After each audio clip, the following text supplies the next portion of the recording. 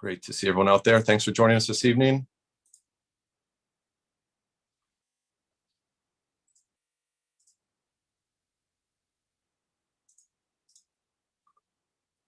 Okay, aloha kako. Welcome and good evening. My name is James Eustace, and I'm the president of the Waimea Community Association. Thank you to those joining us online tonight for our virtual Gubernatorial Candidate Forum. This evening, we'll be hearing from 8 candidates seeking your support in our state primary election on August 13th. I encourage you to follow, like, and subscribe to the Waimea Community Association on our social accounts. You may also find relevant information and resources up on our website at waimeatown.org. We strive to keep our accounts active and up to date. This evening, we are streaming over to our YouTube channel, and we'll be making this available for later viewing as well. And at this point, I'd like to recognize the WCA board members, our Vice President, Mary Beth Lachek, our Treasurer, Jeremy Madrid, our Secretary, Nancy Carr-Smith, and our Directors, Patty Cook, Michael Donnelly, David Greenwell, Lani Olsen-Chong, and Riley Smith. The Waimea Community Association Board is grateful for the support shown by the community to hold these forums. And the Waimea Community Association is a nonprofit organization that strives to promote open participation by all of the Waimea community, develop leadership, and smart growth of the region. If you'd like to support the work that we have done and help continue our effort in connecting with our community, you're more than welcome to donate and join as a member. Please visit our website, waimeatown.org, or send us an email at waimeacommunityassociation@gmail.com for more information. Your contributions and membership allow us to reach out and connect with the community in this setting and support the work that WCA has done over the past 60 years. Mahalo nui. And as mentioned, tonight we'll be hearing from 8 gubernatorial candidates. We are grateful this evening to be joined by Vicky Cayetano, Gary Cordery, Keline Kahau, Congressman Kai Kahele, Dr. Richard Kim, Lynn Mariano, Paul Morgan, and Heidi Tsuneyoshi. Candidates for our forum this evening met 2 criteria. First, that they have filed their nomination papers by the filing deadline.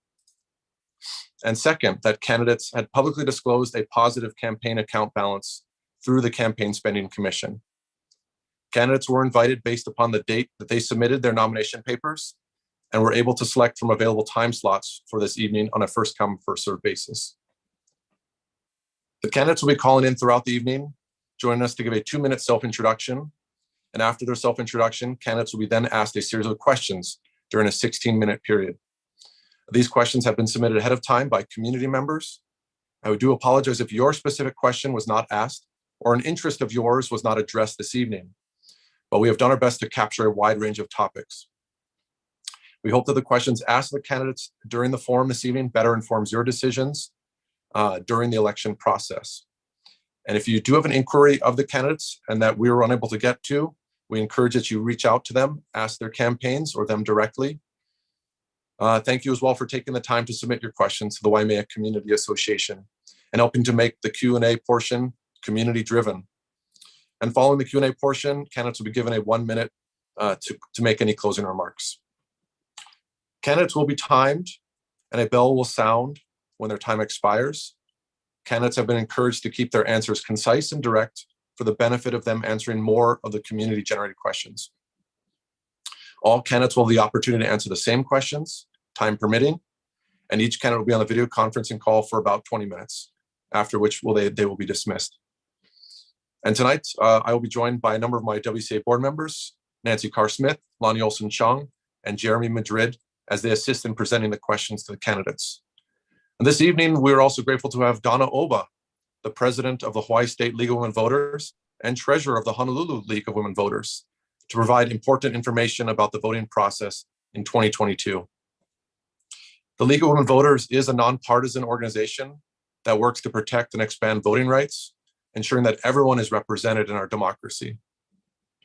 And through advocacy, education, and even litigation, the League of Women Voters actively empowers and engages voters across our country. Thank you, Donna, and to the League for your support in connecting with and assisting our voters in our communities. So to start things off, I'd like to welcome in Donna Oba to share with us some key items about our election process and information about a great resource to help you learn more about the candidates. So welcome, Donna. Thank you so much. Thank you. I'll briefly cover registering to vote, and there's a slide to go with it. Ways to vote in Hawaii, important dates, something new in 2022, and where you can get election information. The next slide. Next slide, please. So I just wanted to let you know, if you move or you changed your name or you didn't get a yellow postcard, our little notification from, or it's been 2 election cycles since you've last voted, you may need to re-register to vote. So it's easy to re-register or register for the first time. So applications are available online. If you have a Hawaii ID, you can just do it online. If you want to do it by paper, you can get a download and print an application or pick one up at the elections office or DMV. And then you can mail it or bring it into the office, or you can come visit us at Wiki voter registrations on August 2nd and 3rd. We're going to be at 3 sites. And then if you want to vote in person, you can actually register on election day. Just walk in, register to vote, and then go ahead and vote. Next slide, please. So there are different ways to vote. Hawaii is pretty modern in its elections. We can vote in person on election day, but we can also vote for the 10 days preceding election day. That's called early voting. And those are open every day except Sundays. And they have more limited hours, 8:30 to 4. What's good about them is that there is accessible voting there, but keep in mind that there's only 2 locations and the lines may be long on election day, so give yourself enough time. The other way to vote is by mail. We're really lucky in Hawaii to have done that. And again, it's pretty easy to do. Every registered voter in Hawaii will get a ballot in the mail. But keep in mind that in order for it to be counted, it must be received by 7 p.m. on election day. So if you mail the ballot, your completed ballot, mail early, or there are 9 drop boxes on the Big Island, or you can also take it to one of those 2 voting locations. Next slide, please. So there's some tips about voting by mail. I want to make sure that you look at both sides of the ballot. You use a blue or black pen. Make sure you put your ballot in the secrecy envelope, return both in the return envelope, sign the outside, and again, mail it in time for it to get there by election day. Next slide, please. And there's some important dates that we want to keep in mind. The primary election's on August 13th, and to get a paper or a mail ballot, you need to register by August 3rd, and that's for the primary. And then rather than confuse you with more dates, let's just go to the next slide, because these are also more important dates for the primary. You should get your mail ballot by July 26th, plus or minus a day. And again, to vote early at 2 voting service centers, you can vote from August 1st through the 13th. The 13th is election day. And there will also be the 9 drop boxes available from the 1st and the 13th. And then if you're out of town and you won't be here for the elections, you can request an absentee ballot to be sent to you wherever you might be. But again, the deadline for that is August 6th, and keep in mind about mail. Now, what's new for 2022? Next slide, please.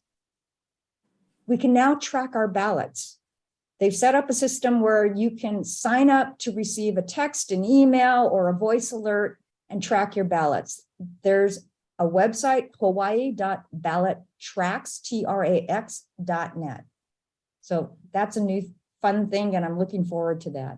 Next slide, please. And so if you want more information about candidates, there are 4 nearly 400 candidates running in 165 races in Hawaii. This is a really large number of candidates there. So Hawaii County voters will see 11 races on their primary ballot. To see your ballot, the League has an online voter guide called Vote 411. There are links for voter registration, announcements of candidate forums like tonight, and you can see who will be on your ballot and get some more information from them, about them. All right, finally, thank you very much. Last slide. And that's the League emails, our website. So feel free to contact us if you have any questions, and we'll see you at the ballot box. Aloha. Mahalo, Donna. Thank you for taking the time to update our viewers and really help with this dialogue and discussion and really guide us. Thank you very much. Thank you. All right, so at this time, I would really like to welcome our first candidate of the evening, Mrs. Cayetano, Mrs. Vicky Cayetano. Welcome, Vicky. Thank you so much for joining us. You may begin your 2-minute self-introduction. Thank you. And thank you so much, Mr. Eustace, and all of you for being on this meeting. It's an honor for me to be with you, and I really appreciate the opportunity to speak with you. As you know, I am not a lifetime politician, but I am an entrepreneur, business person, mother, and grandmother. I got into this race because I think, like most people in our state, we recognize that Hawaii is at its most critical juncture. And 5 years in a row now, our population has declined. The saddest part is that it's the young people, it's the working people who are leaving us. And I ask you this evening, if our future, the young people, are leaving the state of Hawaii, what kind of future do you think our state can hope to have? That's why I'm in the race to be governor. I want to bring common sense, practical solutions to the issues that we've talked about, some for decades, that have only been exacerbated with COVID. I want to bring action plans to getting these issues resolved, have better coordination and working relationship with the counties so we can work together, and so that we can balance the powers of who government serves. And that is that we need to serve the people, not just the special interests and lobbying groups. That's why I'm in this race, and I thank you for your time. Wonderful. Thank you, Mrs. Cayetano. Thank you, Vicky. So at this point, I'm going to pass it over to one of our board members here, Nancy Carr-Smith, who's going to start us off with the Q&A session here. Thank you, Nancy. You're welcome, James. Aloha, Mrs. Cayetano. Please call me Vicky. Vicky. Okay, thank you. Well, exactly what you said is the first topic I wanted to ask you about, the cost of living here. What strategies will you utilize to address the skyrocketing cost of living here that's severely impacting many island residents and forcing them to move away? Please be specific about a couple of ideas you have. Well, as you know, there's a number of issues that are causing this problem. I think we have to have both a short-term and a long-term plan. Long-term meaning in the next couple of years to tackle with urgency. So long-term, what I would want to do is look at the work with the counties to look at the permitting and planning process and see how we can eliminate where there's any duplicity of efforts, where we can eliminate that. I'd look at land use and State Historic Preservation Department, see how we can not minimize, but eliminate some of the unnecessary permitting requirements. We have to look at infrastructure as well and work with the private sector on how we address that. In the immediate situation, I would work with the legislature to see if we could come up with a moratorium on any rent increases for the next 2 years, just to stem this immediately so that people, without rent control, some of these renters are looking at 25-30% increases. They can't afford that. So I would want to see if we can't put in place a moratorium for the next 2 or 3 years on any rent increase to stem this immediately, and then look to work on minimizing some of the permitting and planning timelines. I also am running to bring transparency, accountability, and urgency. These 3 things must be in the system that we have in government in order for us to deliver results. Thank you. Thank you for that answer. Let's move on to agriculture and food security. It can be an important driver to help diversify our economy and improve self-reliance in the state. We keep being told that Hawaii Island has tremendous potential with diversified ag, but it seems to be slow going.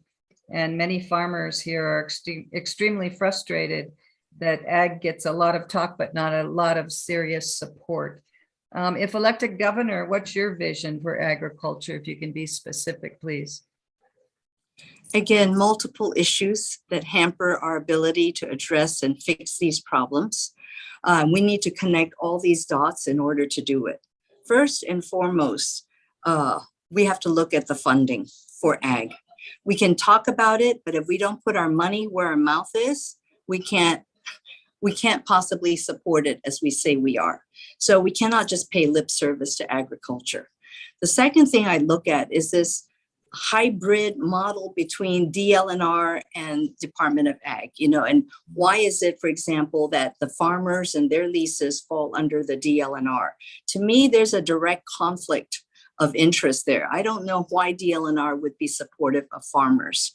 So I think that's something I'd work at. And again, DLNR and the ag is all under the governor's executive area. So I'd work on that to see how we can restructure how the oversight of the agriculture industry is to better support it. And then I'd work with the University of Hawaii, CTAR, to see how we can strengthen that partnership to better serve the farmers. We also need to look at being able to give longer term leases to farmers so that they can invest in their business. You cannot give someone a lease that's 5 years or less and expect them to be able to invest in that. Thank you. Good answer. Thank you. Switching gears to astronomy. What's your position on astronomy? And specifically, but not solely, the 30-meter telescope. What's your ideas and path to move forward? It's interesting that just in your questions, you've covered the top 3 things that I noted: housing, affordable housing, agriculture, and astronomy. So thank you. Astronomy, I support the 30-meter telescope. I think it is very important now that the 11-member independent panel is made up of people who are qualified and that they are not political appointees. I think that we need to understand how important astronomy is to the state of Hawaii and to the rest of the world, to the young people that we want to create more jobs for outside of just the service industry. So I'd fully support it. And my biggest concern right now is being able to ensure that the panel that has governance over it is made up of people who are qualified to be on that panel and who will support astronomy. Thank you. Very good. Moving to education. Early childhood experiences have a direct impact on kindergarten readiness and future success in school. In your role as governor, what would you do to help the Department of Education improve student outcomes? So I believe in universal preschool. We need to do that across the state. I realize it is a huge undertaking, and I'm a believer that we start somewhere. So I would look at communities on every island and start with a program for these designated communities, the ones that need them most, to start with that, learn from their, shall we say, our learning challenges, so that we can have then a master plan to roll out throughout the rest of the state. But I'm a great believer in universal preschool. With respect to other aspects of education, once again, I feel that so often, one of the challenges to successful outcomes is when things are politicized. So my role as governor is to ensure that the Board of Education appointees are once again people who understand what teachers and principals go through, who will support the superintendent, and outlining a clear vision of what needs to get done putting in place systems where we can be accountable to each other. And from there, frankly, not to micromanage them, but to get out of their way and to ensure that the politics, whether with the legislature or at the board level, don't interfere with the outcome to support our teachers. Thank you. Good. Thank you. That sort of moves right into your administrative goals. There'd be numerous appointments that you would be looking at making if you were elected. Wondered how you would go about selecting key cabinet and staff members. So one of the most important things the governor does is the ability to put a strong team surrounding her. Because like everything, it's the team that makes things happen, never just one player or one manager. So that to me is the most important thing. The second thing I would do is neighbor islands. As I've campaigned and traveled to all the different communities on each island, there's no question that the neighbor islands feel that the state government is Oahu-centric.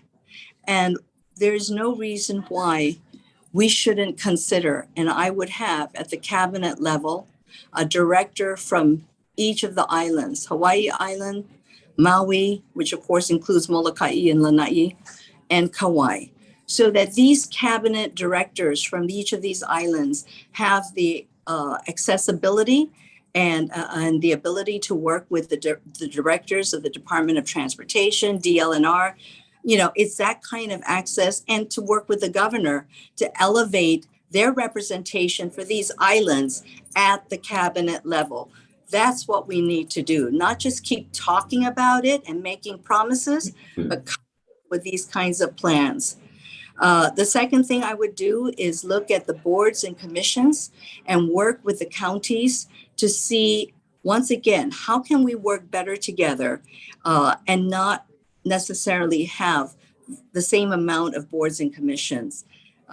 We need to create a much more effective and efficient government, state and county, for the people of Hawaii. Thank you. Thank you. Moving on to climate change. The climate change puts Hawaii at risk in many ways, from disastrous sea level rise to drought, wildfires, coral bleaching, more intense storms, etc.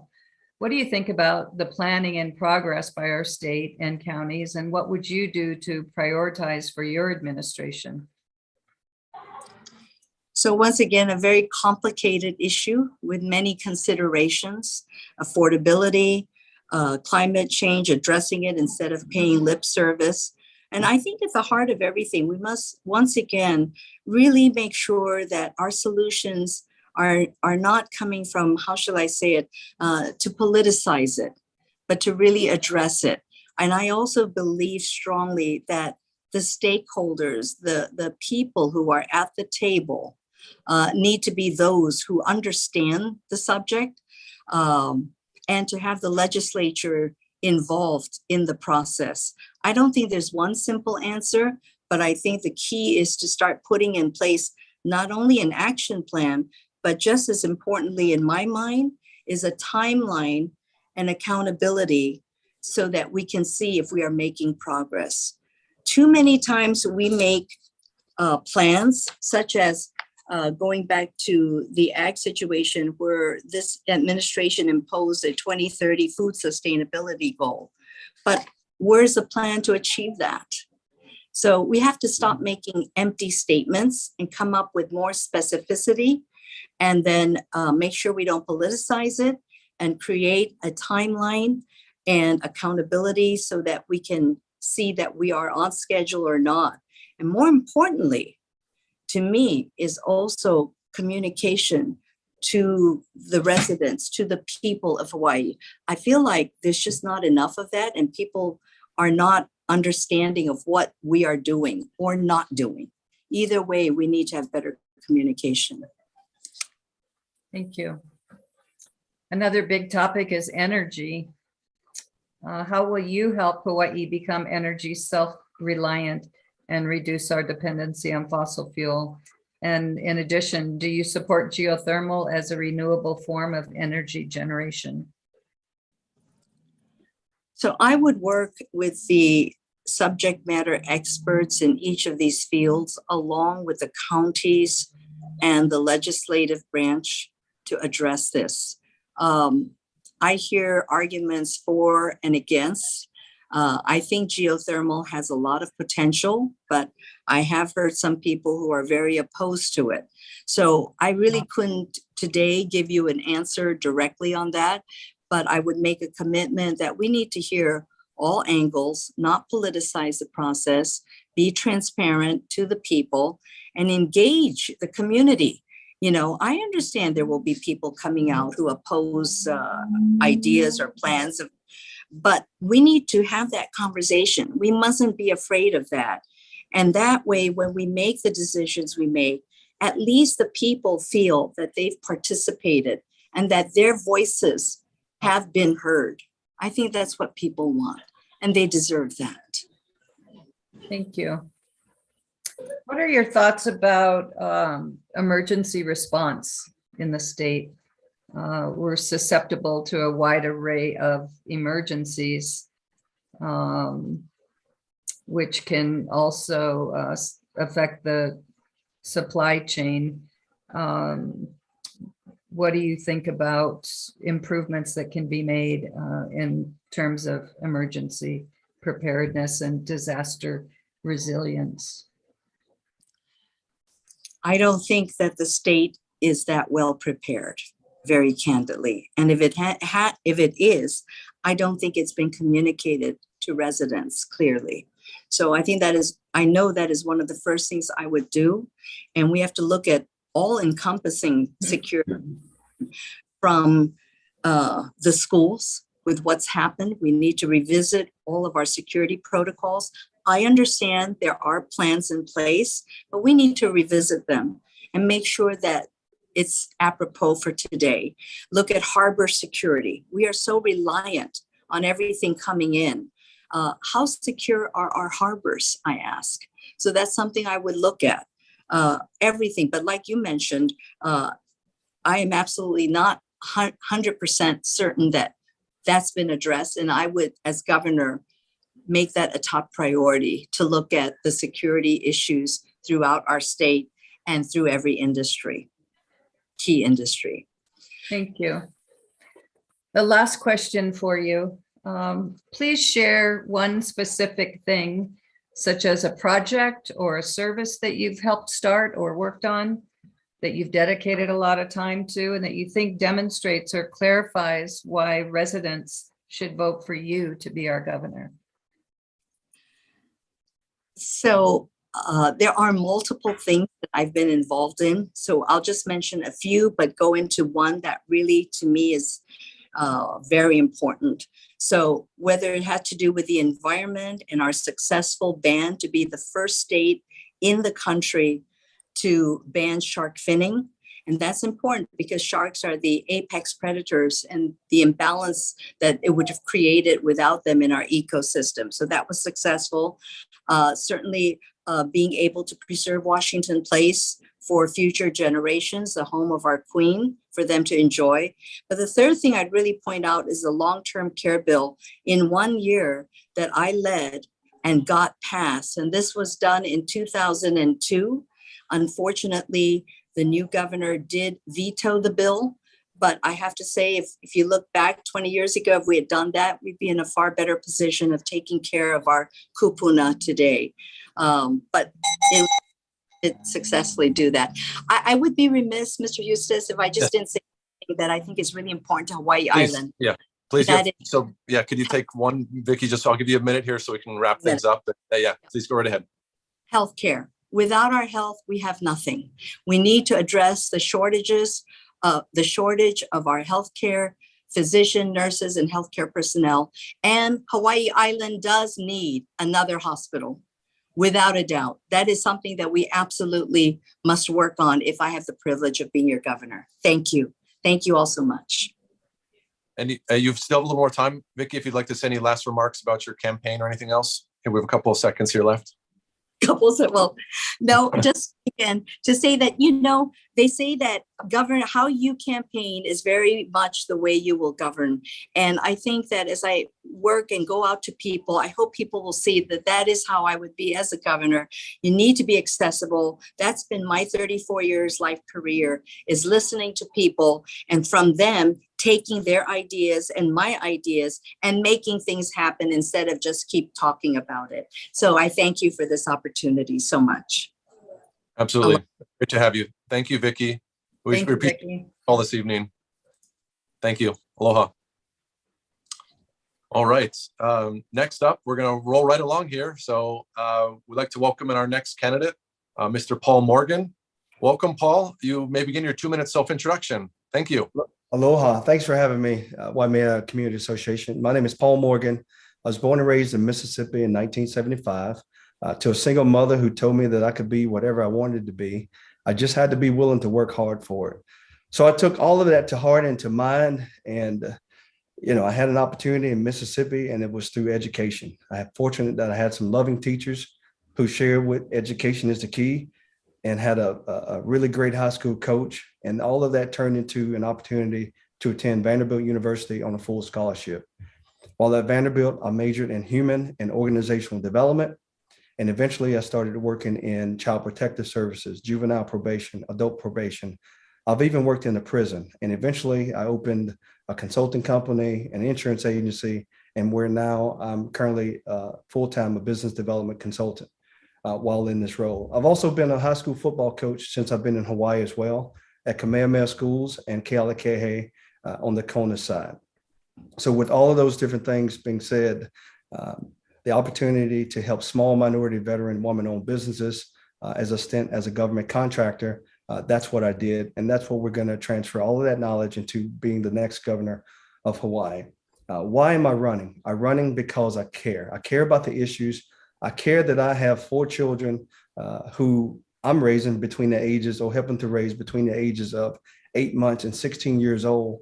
And the other kids who are in schools who are being coached, that we know they have a tremendous need and a desire to thrive in this state, along with their parents who are working sometimes 2 and 3 jobs, with the business owners who are also doing whatever it takes to make ends meet. So being the next governor and being able to collaborate with nonprofits such as yourself and other 501c3s to leverage some federal state programs in order to help with the issues from affordable housing to healthcare, to education, to technology.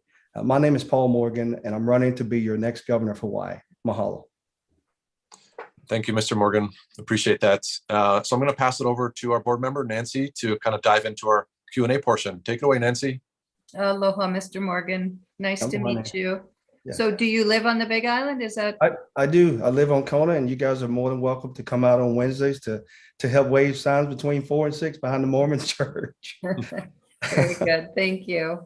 Let's dive right into some questions and hot topics here and get an idea of what your thoughts are. The cost of living, what strategies will you utilize to address the skyrocketing cost of living on the island or in the state? And specifically, what ideas do you have to address rising? In particular, bringing that background back to the forefront of having worked with federal and state agencies to help entrepreneurs start their businesses. The opportunities that have not been tapped into yet is leveraging nonprofits, also from nonprofits to churches, to actually get into the developer game, to develop public lands, to create sustainable housing with new technology that's available. There's an HRIS statute number 46 that allows for cutting the red tape, if you will allow that, cutting the red tape and speeding up these development projects for the sake of experimental and demonstration housing. So being able to go in knowing that we're in a housing crisis and utilize the powers of the governor to partner with nonprofits, churches, and other associations that have that status to expedite developing across the state. Okay, thank you. What about agriculture and food security? Agriculture can be an important driver to help diversify our economy and improve self-reliance in the state. We keep being told that Hawaii Island has tremendous potential, with diversified ag, but it's slow going, and many farmers here are extremely frustrated that ag gets a lot of talk, but not a lot of serious support. As governor, what would your vision be for agriculture? So that goes along with, with the assistance of UH-ELO, when they created that sustainability conference, they identified the top issues across the state: affordable housing, healthcare, technology, local issues, and farming and sustainability is on that list as well. So coming from a farm state, Mississippi, and seeing some of the best practices and just living across the South, and knowing that Hawaii Island in particular has some of the most fertile land in the world, that goes along with a part of our platform, which is Hawaii First. And under the economic recovery area, we have Hawaii Made and Hawaii Grown, which is to take those best practices to those or bring those farmers together who have those best practices so that they can be scaled across the state. And with that being said, shoring up technical assistance programs. Once the farmers and the business owners opt into this program under my administration, we're going to help export those products, goods, and services across the world. And for us, the path of least resistance to the mainland and some of the other places is because those people who were forced to leave from Hawaii because of the cost of living. So utilizing them in order to pass along the business to them in those states where land is cheaper under the brand Hawaii Made, Hawaii Grown. That's one of the most efficient ways that we'll do it while maintaining pilot projects and programs for sustainability and best practices in the state of Hawaii to cure that problem. Thank you for that answer. How about the economy? In light of Hawaii's extreme reliance on tourism and the economic implosion caused by COVID-19, how would you move Hawaii toward a more diversified economy? Please give a couple of examples. Okay, well, had the mask mandates not been reversed, that would have been the first thing that in the first 100 days that I will do.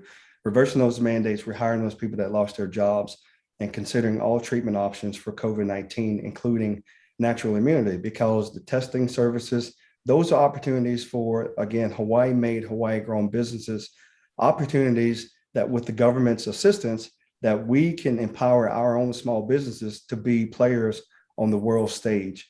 So taking, as I mentioned, the opportunity for small businesses to opt in to Hawaii Made, Hawaii Grown, to scale them, to get them ready to grow with the support of monies coming in from those tourists who are still coming to Hawaii, a $25 economic recovery. Can't call it a tax yet, but they pay into this, where those funds are used to support Hawaii Made, Hawaii Grown businesses, along with low interest loans from federal partners like the USDA. Thank you. Yes. Thoughtful response. I'm curious about what you might think about invasive species in our state. We've had severe impact from eliminated native ecosystems. This has cost taxpayers and individuals millions of dollars, and in some cases, placed the lives of human, farm animals, native flora and fauna at risk. Quick emergency response is needed to eradicate diseases like dengue, rat lungworm, rapidohea death, and pests like little fire ants, the two-line spittlebug, and the coffee borer beetles. Feral goats, deer, and sheep are also invasive and growing populations. What solutions do you support? Well, when I first moved to Hawaii back in 2013, I was a member of the Hawaii Coffee Association, and CBB was the coffee CBB is and still is one of the things that is being affecting the farmers.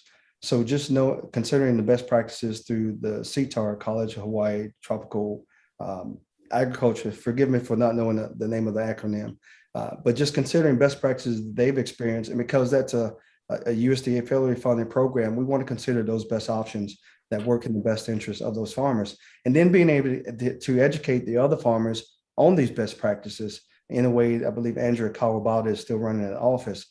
She's a great resource to address these issues, and along with some of the rat lung type of things that are going on as well. So just utilizing the resources that we have within the states, from the scientists to evidence-based programs that actually work. And then ultimately it comes down to education, educating from the governor's office on that daily press conference with the cabinet and the board of directors, all the way to the schools, so that kids know what's going on, and then even into the association, so people know what's affecting our communities. So really driving home the education piece on a consistent level. Thank you. Speaking of education, regarding the Department of Education, how would you support early childhood readiness through the Department of Education? What are your ideas on that? Well, one of those is starting with the children who aren't able to attend first grade. So having some conversations with the Head Start program that they would like to expand the program, and then actually having an 18-year-old mother she'll soon be a mother, approach me in the mall on Oahu to say, what are you going to do for young mothers to help with healthcare, education cost, because that's one of the largest costs associated with raising a child in Hawaii. And from that perspective, I said, well, I just had this conversation with the Head Start program, and they want to expand the program. So it's just simply partnering with those nonprofits to accept this type of program in those different areas, different communities, different associations, where this program can help benefit working families. So just from the Head Start program, that's one of those different areas. And in schools, again, nights and weekends, working with nonprofits who have that 501c3 status, because this is in alignment with three of our values, which is not to increase the overhead of the state, not to cause people to think they're going to lose their jobs, and what's in the best interest of the citizens of the state of Hawaii. So working with those nonprofits in schools, nights and weekends, to address issues from reef restoration to tutoring to after school programs, to give those families an opportunity to work that second shift or third shift to get the revenue while the kids are in a safe place. But they're also being tutored in their needed areas, whether it's math or reading, arithmetic, or just performing a show for the kupunas to have a day trip to come to the performing arts or the stadium at the school. So just really working in a collaborative effort with nonprofits and schools to address a lot of these issues until we can get into the curriculum of what's going to be in the best interest. I believe education should support three things in particular. Independent living skills for children eventually once they've graduated, 1, 2, career development, and 3, entrepreneurship development. So having them actually prepared to, 1, support their families, to 3, know how they're going to make a living, and eventually if they choose to start a business, the development that they have from the early ages is truly important. Thank you. Yes. Those ideas must make you a good football coach, I would imagine. This is good ideas. Switching to astronomy. What's your position on astronomy and on the 30-meter telescope, if you could share, please? Well, taking those two issues separately, my position on astronomy is, it's a tremendous science. As far as TMT, I've actually said it on a television show that I oppose it. And the reason why I oppose it is because of the 1,400 testimonies that were submitted. So without having considered and read those testimonies, I want to know more about why the citizens are actually opposing this, so that we can come to a resolution to get this figured out. Okay, thank you. How about energy? How will you help Hawaii become energy self-reliant and reduce our dependence on fossil fuel? Well, at one time I was certified as an economic development research economic developer, and also certified in energy consulting services. So just seeing the dependency on foreign energy, starting within our own houses, from the receptacles to capacitors on utility boxes to even aerators on the sinks that lower the usage of water from 3 gallons to 0.75 gallons per minute. Just the small changes that we can place in those homes. As far as the reliance on foreign fuel, that's going to take some assistance in coordination with the federal government, namely one with the Jones Act, to consider other options to increase the competitiveness of fuel to Hawaii. I don't believe we're at that stage, and talking with some other people who know better than I do, but we can 100% totally rely on just solar or wind, but relying on technology for smart homes where everyone can have their own solar panels, have their own chargers for their own cars. Eventually, it'll get to that point for a lot of it, but we're still going to be relying on fuel. So just having a plan where it works in the best interest of, I think the workers were at the Capitol a day or so ago, we're saying 100% solar for everybody. I agree with that. I agree everyone should have solar in their homes where they own it, and they're just utilizing the connection charge to the grid. I agree with that 100%. But I don't see right now where we will be able to be 100% relying on the solar or wind and not utilizing fossil fuels. Thank you. What about climate change? What are your ideas, and what would, as governor, what would your priorities be in terms of climate change effects to the state? Well, it's recycling from my perspective. It's taking the plastic, the bottles, and all these other different things, and finding new ways. I was just looking online the other day, and there's a sustainable line of clothing that's actually made with recycled plastic. So just considering those best practices and what's in the best interest of Hawaii, that would go with Hawaii made, Hawaii grown, so we can benefit the economy for the state of Hawaii. And just continuing to be or being better stewards of the land. Okay, good, thank you. What about infrastructure? Capital improvement projects using low interest bond funding are extremely important to fund major projects such as hospitals, schools, roads, and bridges. What would your priorities be in terms of CIP priorities? Well, so much of the bonds, it puts us in a debt position. I see more of attracting the investment to Hawaii. One, we're talking about healthcare, and that's simply repealing the con laws, certificate of need laws, so we can attract investment to the state of Hawaii to build new hospitals, and working with healthcare centers such as West Hawaii. I'm a board member of West Hawaii Community Health Center. So just having entities like that who are able to secure as a 501c3 funding, and with the mergers that's about to happen, it'll help take the burden of medical services from the hospitals to anything that's not urgent, or they can go to the urgent care or to the healthcare facilities on a regular basis, so that we have more of a balance in medical care in the state of Hawaii. But definitely attracting that investments to Hawaii to support entrepreneurs in Hawaii, Hawaii made, Hawaii grown, to actually take that expertise, technical assistance, in order to help ourselves from the inside to be sustainable. Yeah. Good, thank you. The last question that I have for you is, please share one specific thing, project or service that you've been a part of that you dedicated a lot of time to, that you think demonstrates or clarifies to residents why they should vote for you as our next governor.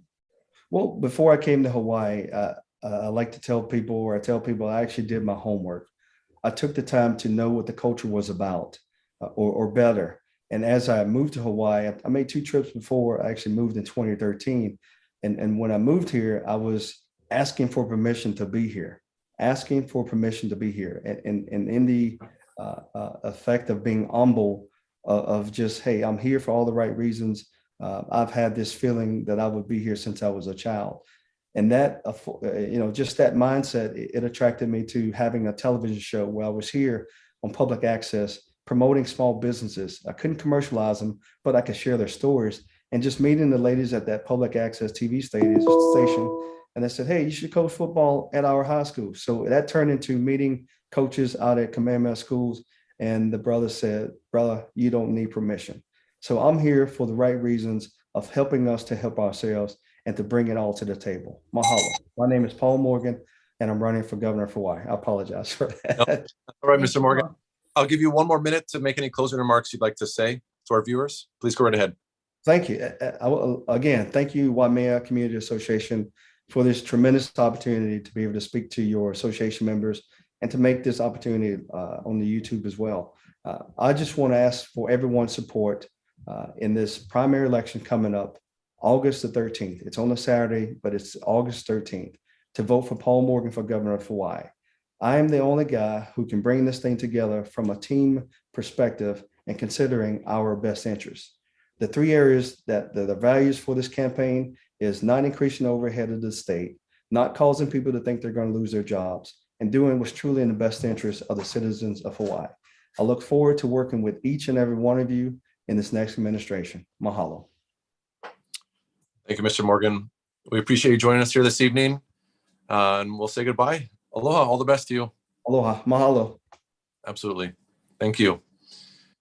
Okay, and like I said, we're just going to move right along here, and I think we have Dr. Kim in the room with us now. Dr. Kim, are you there?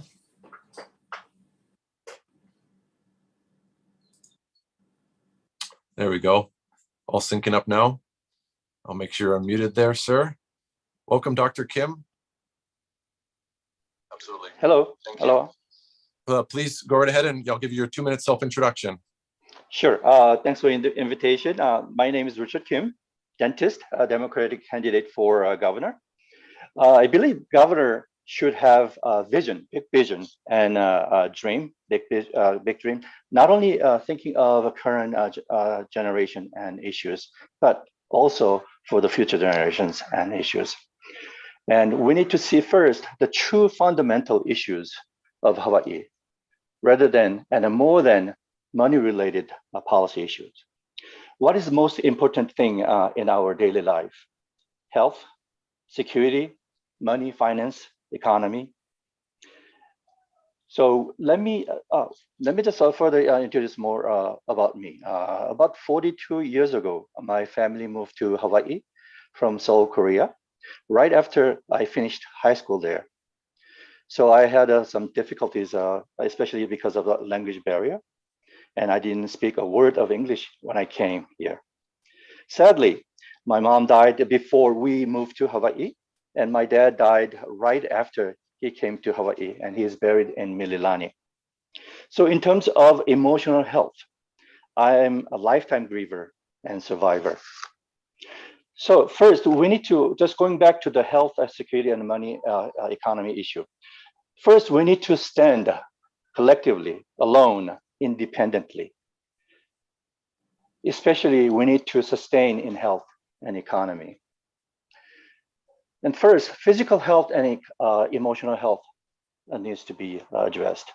One example is that our COVID management, the physical health. The pandemic management was a lot of failure. Simply, we've not been prepared at all, and we are currently having the Omicron surge. The officials abandoned us since Delta invasion. And since I have only 30 seconds, I just want to skip some of the stuff. And the officials, especially Josh Green, he intentionally allowed this Delta variant to attack us. And more sadly, media have been in cahoots. Sorry, I have to just finish it if you don't mind. And that's why many people still don't know about this mayhem.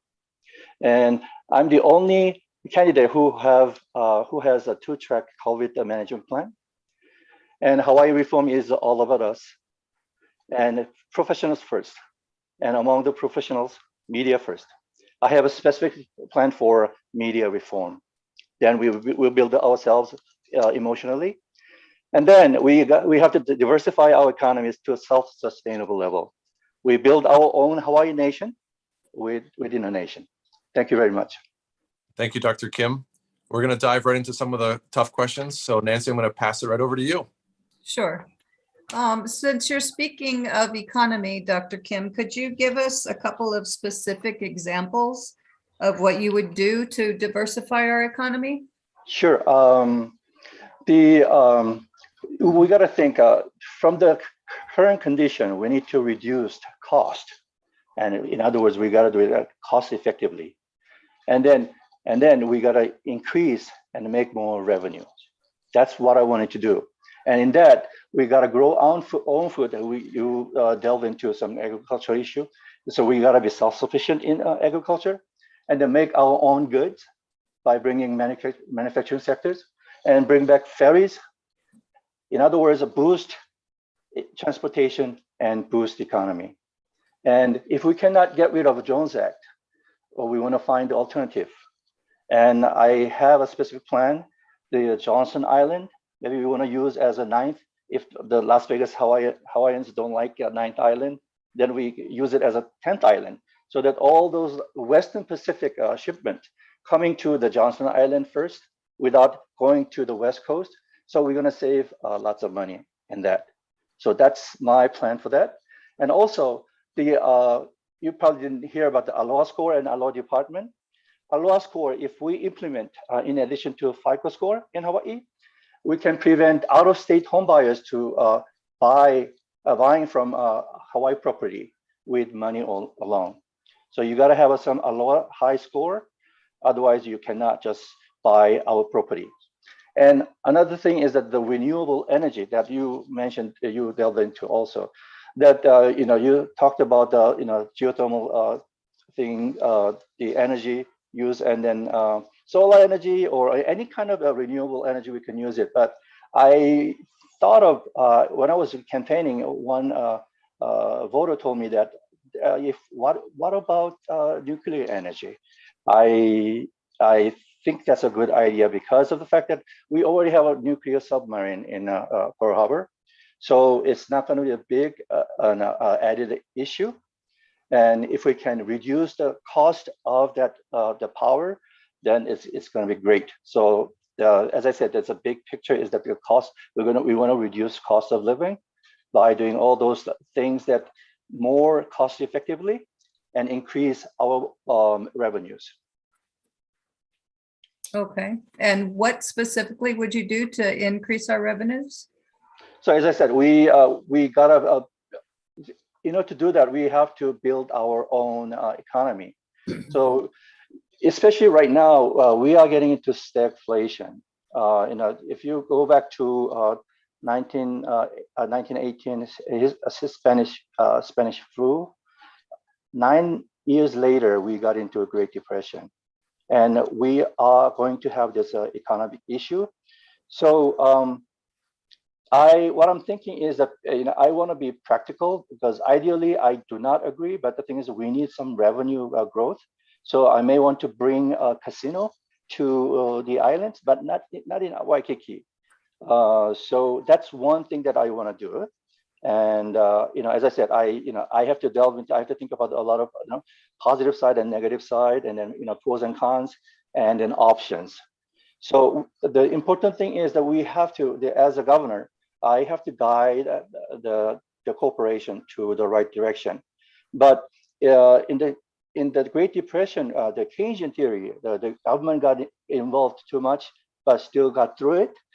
But in 1970s, the oil crisis, the Milton Friedman's, more like a less government and a more, more corporation activities had, helped us. But my goal is that Hayek, the Austrian economist, he just gives some direction to the corporations and leave them alone because Hawaii needs some direction at this point. So I want to give them how we want to just we need to boost our transportation. We want to bring up H4 and H5 from Waihua to Waianae and Waihua to Laie. If you've been to the North Shore of Oahu, it's like the traffic is so bad. The economic the opportunity cost is very, very expensive. So in terms of that, we have to boost our transportation. So that's what I wanted to do. And what about on the neighbor islands? Neighbor islands, as I said, if we connect all the islands through the ferries, then it's going to be one island, one land. So it's going to help us diversify better. The ferries must come back. Okay. Could you please share 2 specific strategies that you will use to pursue, or rather that you will address the lack of affordable housing? Yeah, that's a very, very kind of tricky and complicated issue. My opponents have a lot of good thinking, money eating, but it's a money eating plans, just empty promises. So as I said, we have to find a way to reduce the cost. So simply speaking, we have to improve our revenue. We have to increase our revenue. Without that, the affordable housing is not going to be easy. So as I said, that's the reason why I want to delve more into the increasing our revenues. Okay. Mhm. What are your thoughts on astronomy?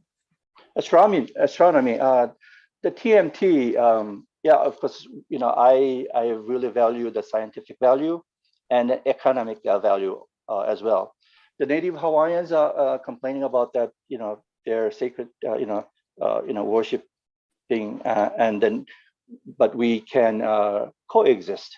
And I think that now I heard that those new management is having some good, having good conversation. So I have a good, I hope that it comes out nicely, and then we can work out together well. Very good, thank you. Mhm. What about education? How do you foresee yourself working with the Department of Education? Yeah, education is number one. Most of priority, as I said, is that right now we have a one size of pie. The teachers are not treated well. The kids are our future, and the teachers are our backbone of our society. So we got to do as much as we can to help them out. But one thing that I want to add in our curricula is that the emotional health curricula. We need to improve our emotional health. So it's a tough, I didn't kind of talk about because of lack of time, but from top to bottom, our emotional health is not good at all. Even top officials, they are not knowing, or they don't want to think about what the true priority is at this time of a pandemic emergency. And so I want to just look forward more like in the future. So I want to invest more on the emotional curricula. I want to implement emotional curricula at the primary and secondary schools. Okay. What would your vision be for agriculture as governor? Yeah, as I said, agriculture. If I could, I want to help the farmers as much as I could, because we need to be self-sustainable. The state, I want to just coordinate with state and the local government. And we have to make sure that we make the agriculture to the growth scale level so that we can be self-sustainable. And I talked to one agriculture professor when I was doing campaigning, and he said that we can have enough water. If the Hawaii island has enough water, he says it's like we have to find a way to bring the waters to all different islands so that we can provide service to that. So that's one thing. As I said, I want to do as much as possible to help, make bigger and growth scale level of agriculture. Okay, thank you. Regarding infrastructure, since you were talking about those things, what are your thoughts about CIP projects and what would priorities be? We we have too many people on the island, or we have the so old, outdated infrastructure. We have to find a way to either one, reduce the number of the population there, or we got to improve our infrastructure.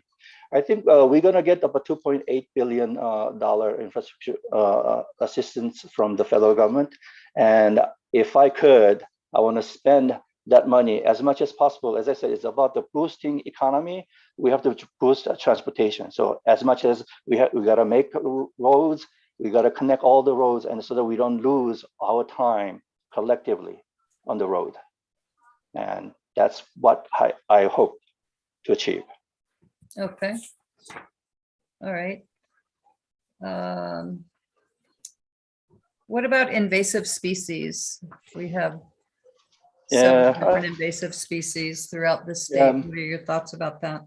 Yeah, I studied biology when I was in college.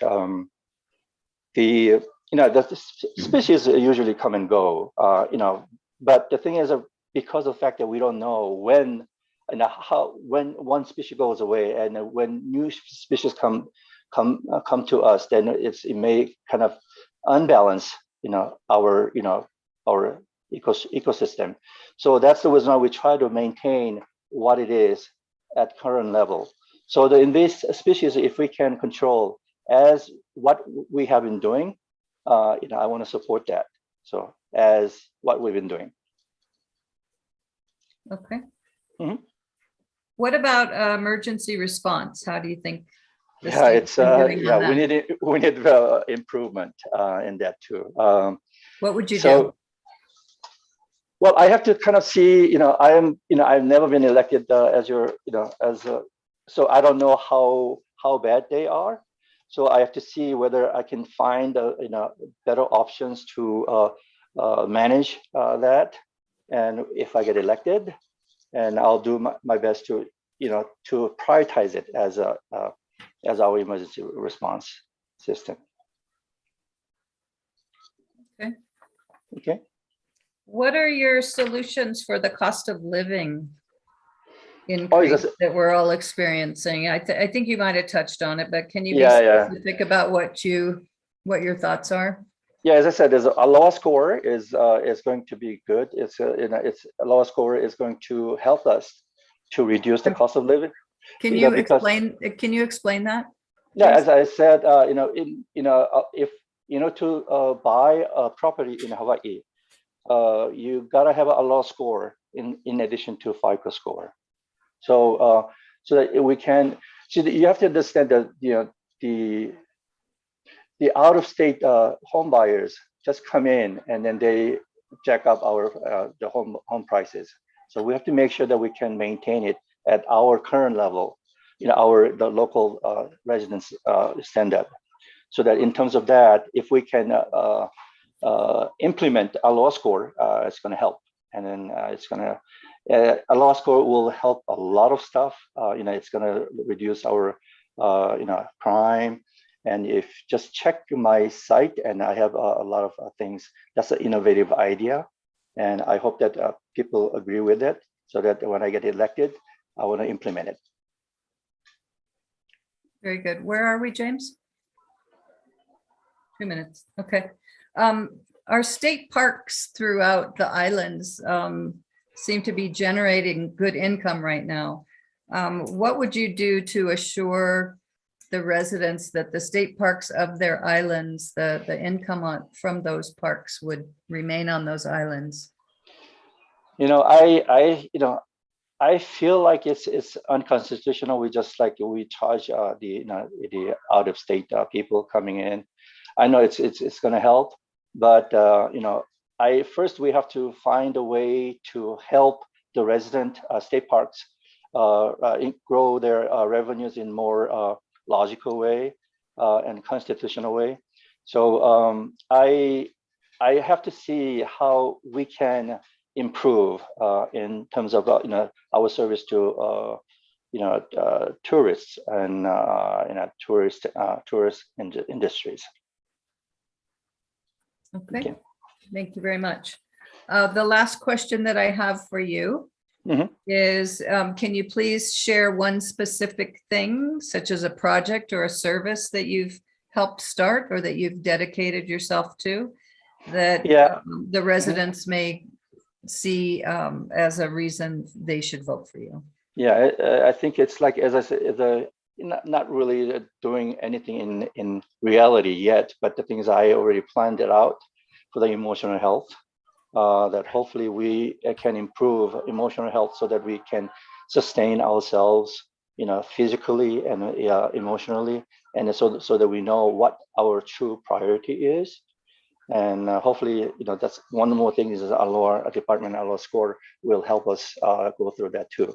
So that's my the main thing that I want to implement.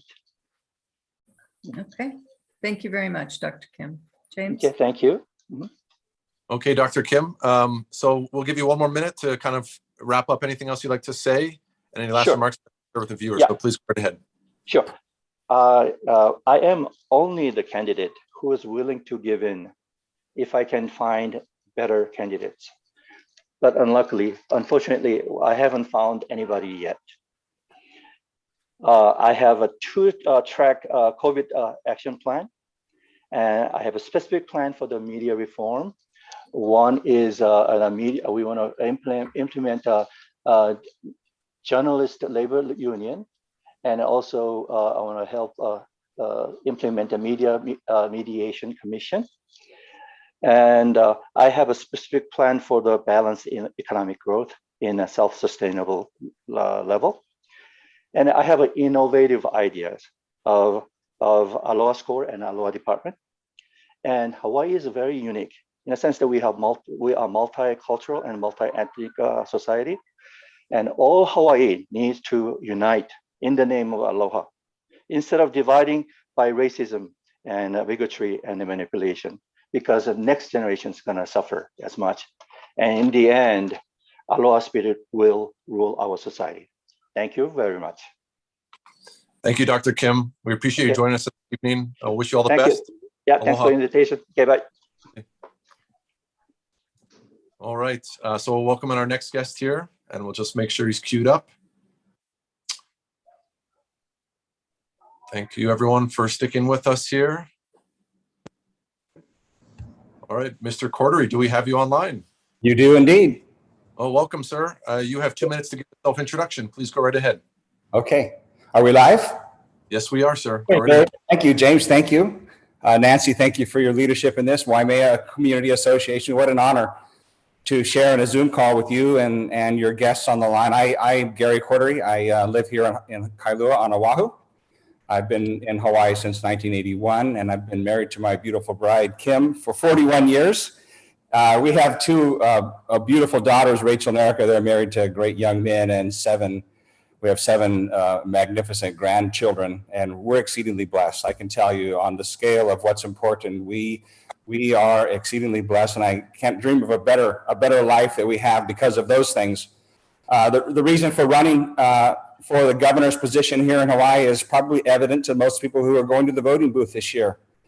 You on this panel and the citizens of the state and the viewers all have been struggling, and we've seen and experienced the difficulty, what it means to survive, and in the circumstances that we find ourselves in here as citizens. The difficulty financially, socially, in every aspect of our lives, we're experiencing government overreach. And so over this last couple of years, many of you may know the Aloha Freedom Coalition.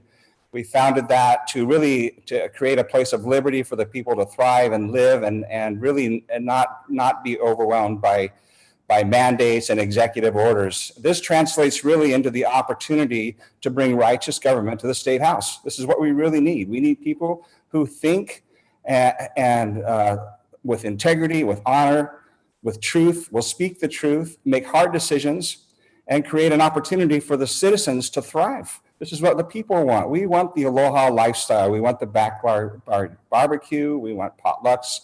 We want the things that we had before, and we don't want to wonder, are we going to be able to live here next year? So this, with numerous other reasons to have a new governor, is why I'm running.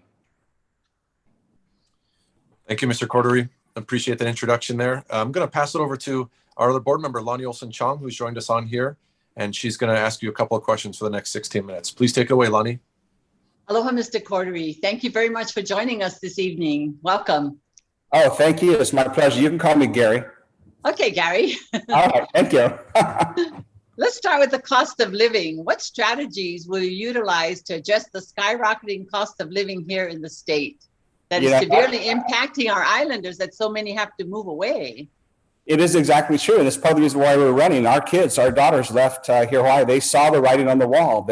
Our two kids, their families, our grandkids, they moved away because they could see that life here was unsustainable. The cost of living in Hawaii has been unsustainable. And basically, the core issues undermining the people is the cost of government, the size of government, the taxes applied, the regulations applied, not only by your basic state tax, but also the taxes that are generated within the agencies. People don't realize how many taxes and how difficult it is to do things like register your car or go and fill up your car with gasoline or go to the store. These issues, the implementation of secondary and second and third tier taxes, people are not necessarily aware of. So the cost of living here in Hawaii is really driven primarily by bad government policy. And these policies can be changed. And this is the reason for the run. We want to change policy so that people can live and breathe. We should not have to have 1, 2, 2.5 jobs where both parents are working and wondering who's raising their kids. This is not Pono. This is not Hawaii. And it doesn't have to be this way. This is a change in policy that is possible under the governor's direction. Thank you. As governor, what is your vision for agriculture and food security? Well, I'm sure that most of you remember that we used to have dairy. Remember Meadow Dairy? Remember that? So these industries are gone. They're no longer a part of Hawaii's society, not a part of our community. Dairy, poultry, produce, beef. All of these industries are no longer a part of our society. And this, again, as I mentioned earlier, is related to bad policy. DLNR and Department of Health must be instructed at the Deputy Department level to open up possibilities for these industries to come back into Hawaii. No longer should Hawaii be dependent on a massing container for 95% of all that they have. It's not just bad policy. It's not just a short-term thinking, but what do your kids do when they go to school and they get a degree? What do they do? They go to the mainland. There's no jobs here. There's no industry here. Hawaii must open through these agencies. The government can open possibilities and level the playing field by dealing with land lease, taxes, fees, burdens, regulations. All of these things are constraining local industry from being profitable. And finally, with that piece, we need a nonprofit ferry for goods and services. A ferry that will actually allow a farmer or a rancher or a produce person to have their commodity move across the various islands and be able to deliver those goods. That means, though, that the Jones Act must be suspended. That act is constraining not just shipping between here and Hawaii, but it also constrains shipping between the islands. People don't necessarily know that. Thank you. Affordable housing is a topic that goes on and on and on and on, and was serious before COVID and probably even worse now. Yeah, I'm not a politician. I forgot to mention that, but I'm not a politician. I'm a general contractor. This is what I do for a living. So I understand the building regulations and the fees and the cost of housing. And the reason for the cost of housing in Hawaii by far is the cost of fees and regulations for the contractor and the developer. The state plays a significant part because it has land management policies within the Department of DLNR.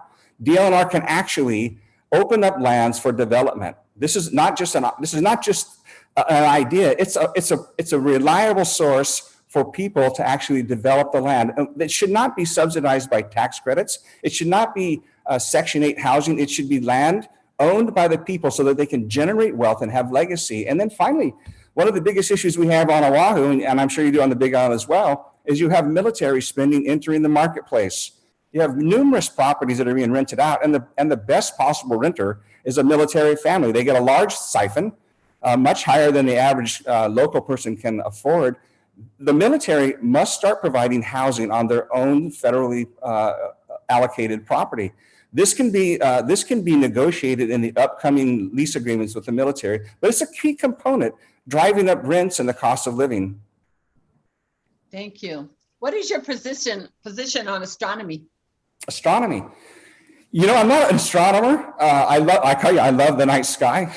I'm fascinated by it. I'm not sure about those types of things, but I can tell you the issue with TMT and astronomy is really about broken promises. You have the Kanaka Maoli that live on the Big Island. They don't see the island the way others see the island. They actually see Mauna Kea as a sacred place. And so when the government moved to put these telescopes on the island, they initially broke their promises by saying that they would remove certain telescopes. They would remove the polluted ground, the ground that had mercury in it. They broke their promise. They didn't do that. And they continue to press on for the development for TMT.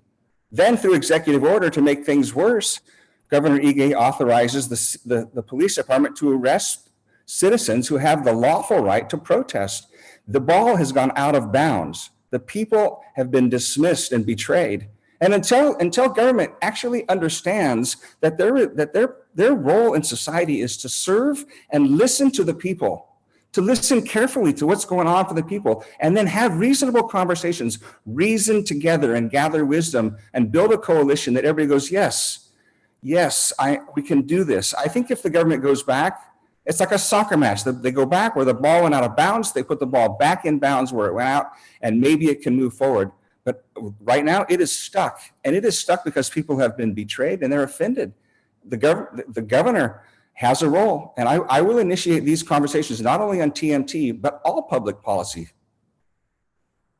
Thank you. Let's talk about education. How would you work with the Department of Education? The Department of Education is a complex organization. I think there's a number of things that need to be done. And the first and most primary is we need a constitutional amendment back in Hawaii, allowing the parents to have a say in the curriculum of their students. And I think it was in 1978, there was a law passed where that authority to determine the curriculum was given to the Department of Education. That piece alone has taken the people out of the equation, and this is not good for government on any level. Other things that should be done, education in Hawaii should be decentralized. There's no way a school in Molokai can be managed the same way as a school in Kahala on Oahu. These are different communities. These school boards in these communities should have budget authority. They should determine what their budget should be used for, and they should develop their own budgets, and that should be submitted to the state, and it should be managed per county. And in addition, then finally, I would say with regard to school and performance of our kids, we spend about $15,000 a year per student, but we year over year, decade after decade, have some of the lowest proficiency standards in the nation. We must introduce merit pay to the teachers and concentrate on core elements of education, not social programs. These programs that are coming in from the mainland, social credit, gender identification, CRT theories, woke education. This is not education. We have a responsibility as citizens, as educators, to prepare the kids for what's next. And so I would say that those are the changes that need to occur. Those resources that are supposed to make it down to the kids, the students, they don't make it down there. The vast majority of these education budgets get stuck in the administrative level. So we need actual accounting for how budgets are spent in Hawaii, not just with the DOE, but all the departments. Thank you. Let's talk about the Department of Hawaiian Homelands. The 2022 legislature funded $600 million for DHHL to expedite getting the Hawaiians into the housing and onto the land. What would you do if elected to help the department expedite use of these funds in appropriate ways? Lani, that's a great question. And I think there's an underlying issue that's really not being talked about. And that's the fact that the Hawaiian homelands are lease lands. I really believe that the Hawaiian people should own their land. I know this is a Department of Interior issue, it's a congressional issue, but the people of Hawaii should own their land. This idea that they're on leased land by the government and that they have to maintain a 50% blood quantum to be eligible for Hawaiian homelands should not be a policy for the people. The people of Hawaii should own their lands. This is the same thing with how DLNR is functioning in our state. The idea that if a person takes some of the $600 million, they're taken off that Hawaiian homes list. They're actually, that's $112,000 per person. If you accept this money as a person, a Hawaiian person that's been here for generations, you're no longer eligible for that property. So the implementation of that $600 million is very, very important. Whether or not that $600 million ever makes it to somebody's doorstep, that's a question of accountability and administration. I honestly believe what we need to do is we need to create the opportunity for the Hawaiian people to own their legacy land so that when the kapuna passes away, that piece can be passed on lawfully and legally and permanently to their heirs. Doesn't go back into a lease pool. That's exactly how it is now. So I'm going to promote and reason together with the main stakeholders in the Hawaiian community. And we're see if we can generate some private funds to underwrite the development of these lands. And these lands need to be developed. So that's my position. Thank you. What is your position on economy? The economy in Hawaii.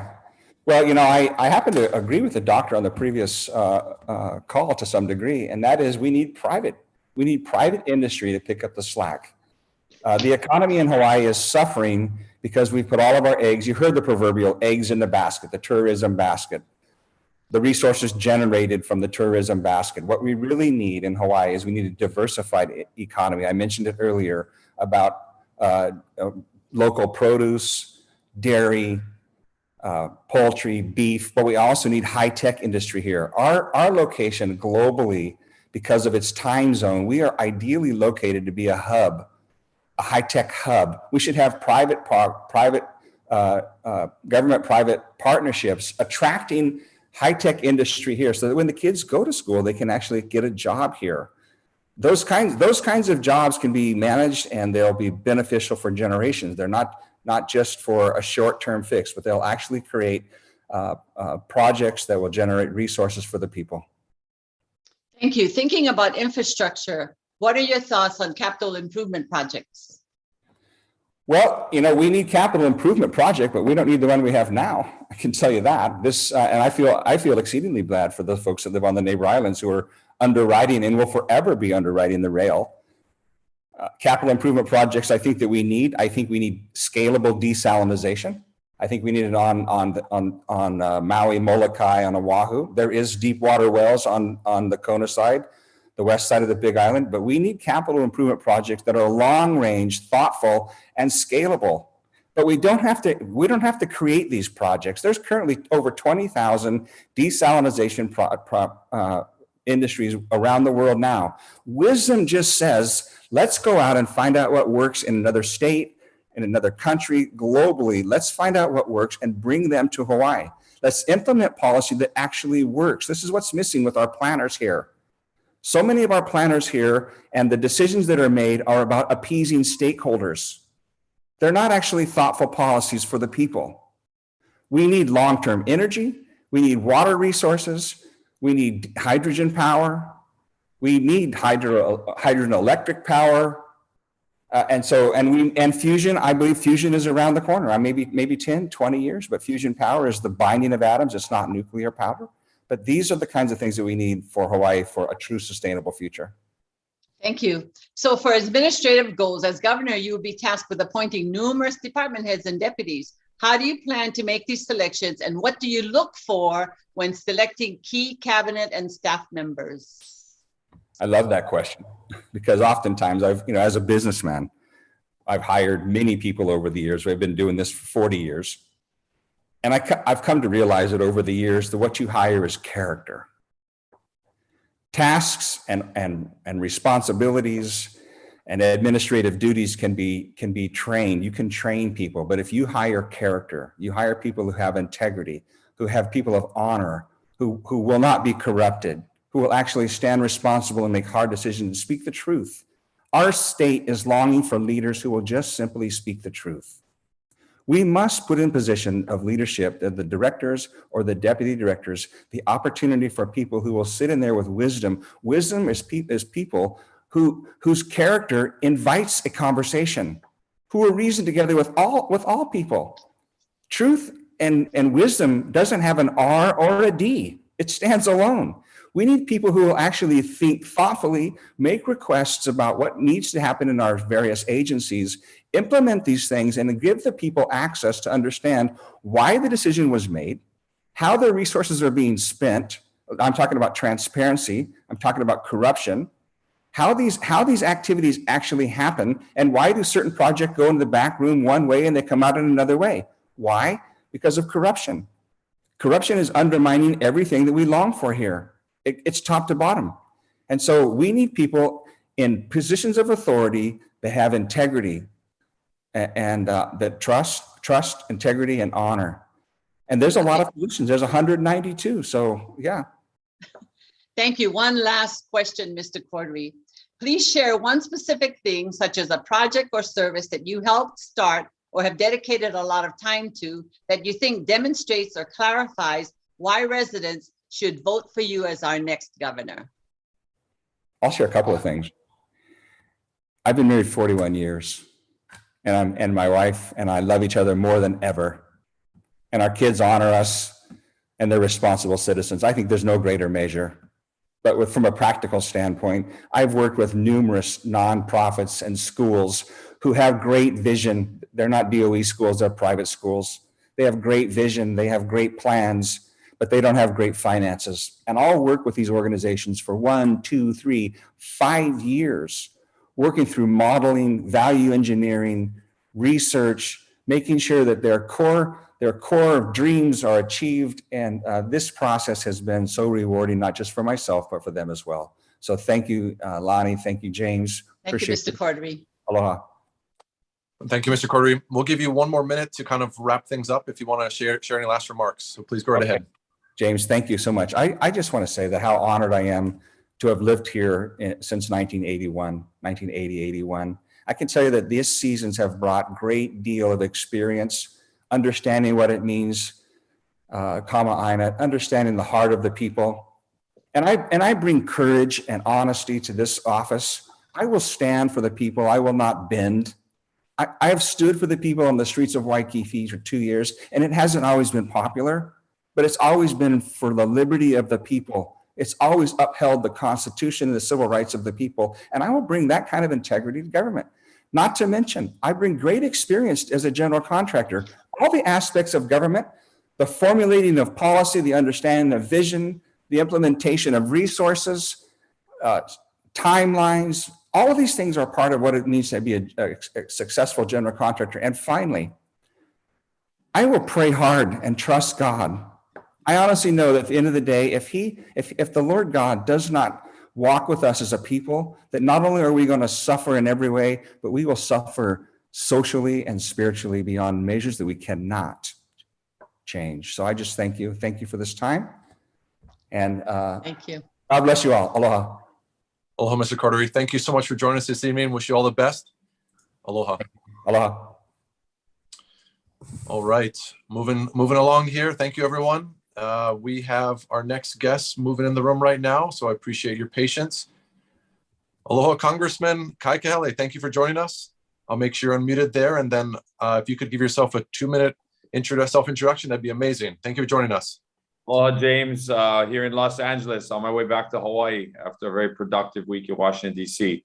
Thanks so much for having me. I'm excited to be here with the Waimea Community Association and looking forward to some good dialogue and questions this evening. You know, James, I launched my campaign on May 7th with 98 days to go before the August 13th primary election, with a clear focus on reestablishing community trust in government and taking bold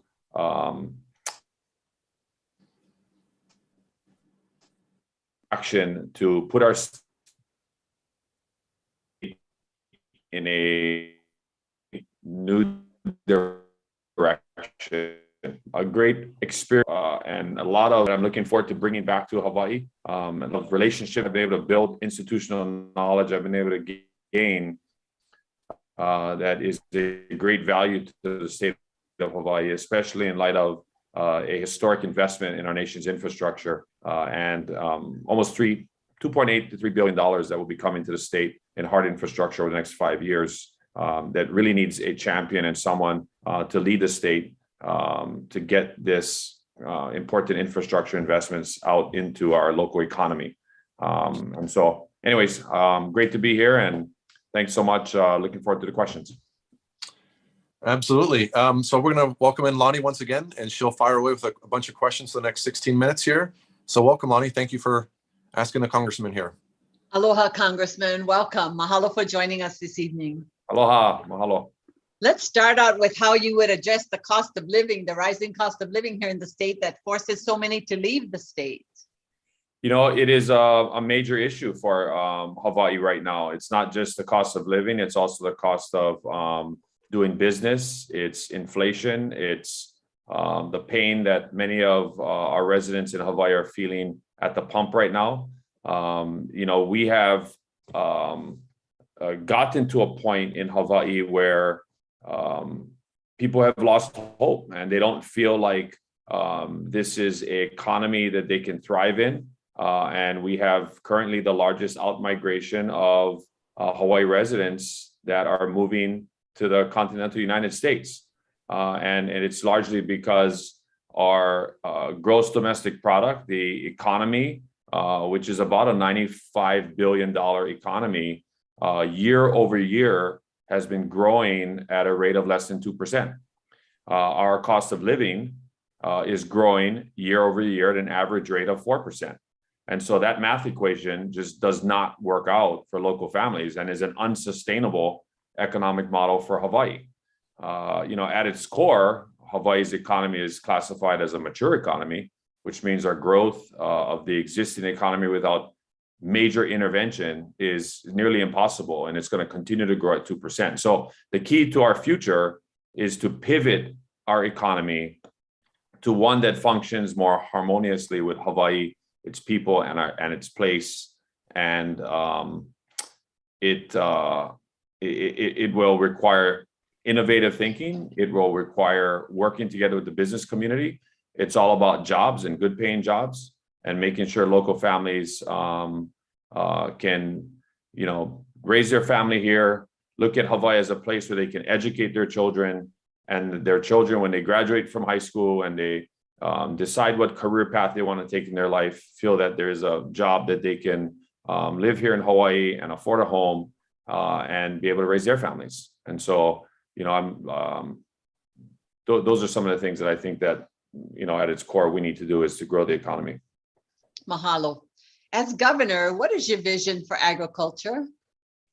Agriculture is a untapped, and always has been. We've been talking about agriculture for decades, but we haven't invested in what we need to do to grow a thriving agriculture industry. And it's not just agriculture, it's agribusiness, it's agriculture, aquaculture, the cattle industry. And so one of the things that I'll do as part of my administration in its first year is to propose targeting a 3% of the state budget, which would be a 2.6% increase from the current less than 0.5% of the overall state budget that goes to agriculture. We need to get the state's investment in agriculture back to its pre-2008 levels when you factor in inflation. We need to work with the Hawaii Department of Agriculture and the other state agencies like the Agricultural Development Corporation to really chart out a strategic blueprint for the state and to create a agricultural industry that can thrive in Hawaii. Right now we import over 80% of our food to the state. We are not sustainable, and if there is any type of global calamity, another health pandemic, any type of natural disaster to the state, we are a week to 2 weeks away from being in a very, very difficult position to feed our people. And so one of the things that I think we need to do is invest heavily into the Department of Agriculture and work with our partners throughout the state that are part of our poultry, our cattle, our dairy industry, our egg industry, to grow that agriculture industry so that we can be more resilient when it comes to local food production. Perfect. And along with feeding our people, housing is another issue. Can you share some specific strategies, how you would pursue to address the affordable housing issue? Housing is a major issue for many of us across the state. Right now, the average cost of a home on the island of Oahu is $1.2 million. And it's not far off either on the islands of Kauai and Maui. A matter of fact, Waimea is expensive, so is Kona. Hilo is, moderately priced, and you can still, get a decent home down in the, the lower part of East Hawaii, down in Puna. But I really believe we've overcomplicated the process of building affordable housing. At its core, anyone that builds a home will tell you that building homes is not hard, but we've really made it hard to build homes. We've made it hard in planning and permitting. The fact that it takes months to get a permit out of the building department, the cost of materials has gone up dramatically. And so I really believe that there are two actions that we could take to turn the tide of affordable housing for our residents. And part of that would be working together with the counties to properly work on how they're planning, permitting, and the regulations that government has over housing. And the second thing that government can do is to offset the expensive costs of regional infrastructure. And I think if we combine looking at the regulatory process and just speed up and enhance the planning and permitting process, and also work together at the federal, state, and county levels on regional infrastructure development, I think we can reverse this trend on our community where the housing prices continue to go up, and up. And so those are some things that I think we can do. Government can put in regional infrastructure for roads, for water, for sewer, for public facilities, all prioritized around affordable housing. Thank you. What is your position on astronomy? Oh, you know, my childhood hero was Ellison Onizuka. I wanted to be an astronaut. And, you know, I remember meeting Ellison at Waikiki Elementary School when I was, you know, about 8, 9, 10 years old. And, you know, I ended up going to space camp. You know, I was one of those students, like millions across the country, that watched the Challenger explode live on television. And so the combination of getting a chance to know Ellison Onizuka personally, the combination of getting to know Maupi'ailug in the mid-1980s down in Miloli'i before Hokulea sailed to Tahiti to learn about the stars was something that always captivated me as a little boy. And so, you know, I firmly support astronomy in Hawaii, especially as it exists today on Mauna Kea.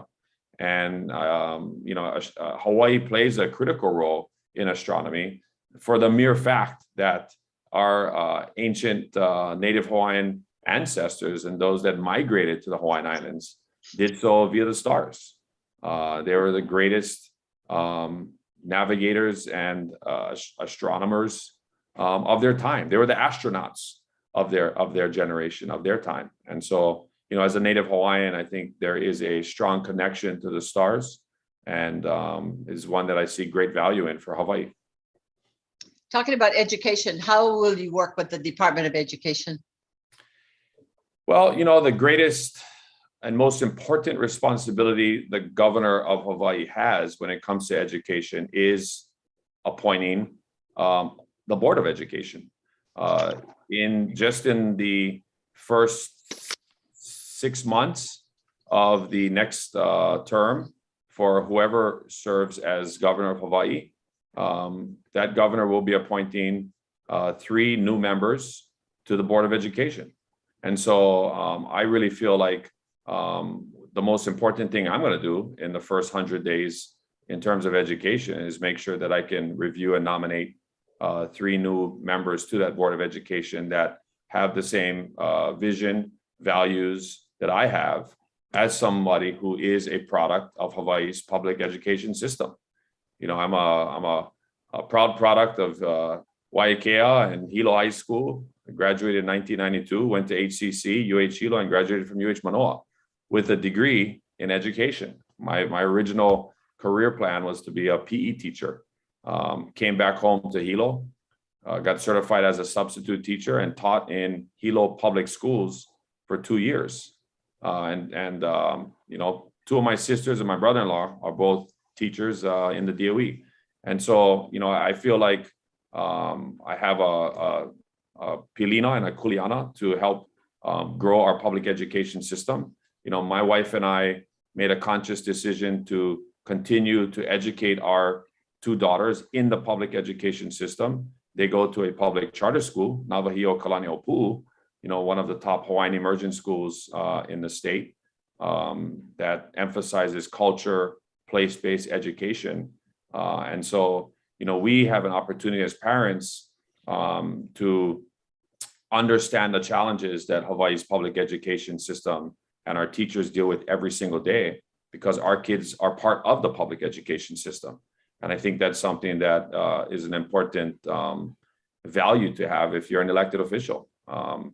at its core, our teachers are the heart and soul of any school, any campus.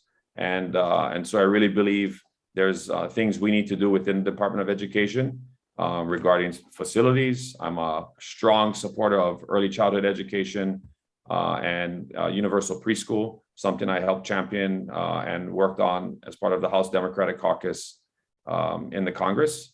And, I'm really looking forward to working with our teachers to find out what they need and how we can make their learning environments, their teaching environments better, how we can pay them what they're worth, how we can work on targeted workforce housing to help our teachers, how we can compensate student teachers when they graduate from UH. When I was at UH, I did some student teaching and never went on to be a fully certified teacher.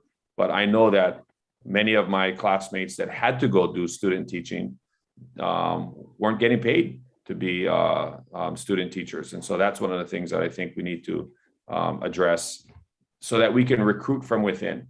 Right now we have a model where we are recruiting and bringing in teachers from the mainland because we're not recruiting from within our local school system and placing a value of our kids when they're in school and when they're graduating from high school that can look at being a teacher as a viable career path for them in Hawaii. And so I think that's something that we need to change. And there's a lot of things we can do, but the most important thing I can do as governor of Hawaii is appoint the Board of Education. Thank you. And talk about appointing. What would you look for when selecting your key cabinet and staff members? Well, the first thing I'm going to look for is individuals that are competent, are qualified, that want to be there. Every cabinet position or every individual that wants to be a part of my cabinet will apply for the position. And they need to aspire to a certain mission and vision and values that I feel are critical and vital to the state of Hawaii. And one of the things that I'm doing differently from any of the other candidates across the state is I'm intentionally taking out a major factor in what historically has played into appointing individuals to different politically appointed positions, and that's the influence of money in our campaigns. And so, one of the things that the voters can rest assured of is that if elected to be governor, and as I develop the important, critical, vital cabinet positions, and then individuals who serve on boards and commissions, that I will be, and your governor's office will not be beholden to any lobbyists, to any special interests, to any outside mainland money, to any corporations that fund and are currently funding and funneling hundreds of thousands of dollars into the campaigns of my opponents. Thank you. I got two more questions, but we only have 2 more minutes. If you can just give us a quick synopsis on how you would diversify our economy and what part should tourism play in this? I'm really excited that the Council for Native Hawaiian Advancement has been selected to take over the tourism or the visitor industry contract through the Hawaii Tourism Authority. It's the first time Native Hawaiians will be marketing Hawaii and what that marketing looks like and what that type of tourist looks like. I mean, clearly tourism has always been part of Hawaii's economy. Being in the military for the last 21 years, I know how important the military is to our economy, but we clearly have to diversify our economy. We can't depend on just tourism and the military. You started off early in the questions about agriculture. I think agriculture is a key component of diversifying Hawaii's economy. We're already doing it on a small scale, but there's so much more we can do. Hawaii Island, where all of you are right now in Waimea, is I believe the key to Hawaii's agricultural future and diversifying the economy around agriculture. I think there's also things that the state can do to attract industry and business to the state, venture capital to the state. And I believe the University of Hawaii is a critical partner. Okay, Congressman, we're like squeezing in time, but one last question. Sure. What motivates you to want to become governor in such difficult times? And if you can, just give us a hint of what your thoughts are on the 30-meter telescope. You know, for me, one of the things that I'm coming home to run for governor of Hawaii is because I really believe that this state is starving for leadership, and it's really vital. And the issues that we have facing Hawaii over the next decade, 30-meter telescope included, Makua Valley, Red Hill, Pohakaloa, all of these issues directly correlate with the Native Hawaiian community. And I really believe that it is time that a Native Hawaiian governor lead the state to solve many of these very, very challenging and divisive issues in our state, and that only a Native Hawaiian can solve these issues. And so I believe that my military experience, you know, growing up on Hawaii Island, the skill sets I bring as a former state senator, as a current sitting member of the United States Congress, the federal experience that I will be bringing back to Hawaii is a value added for the office of the governor. Thank you, Congressman. Your time is up. Thank you very much for joining us this evening.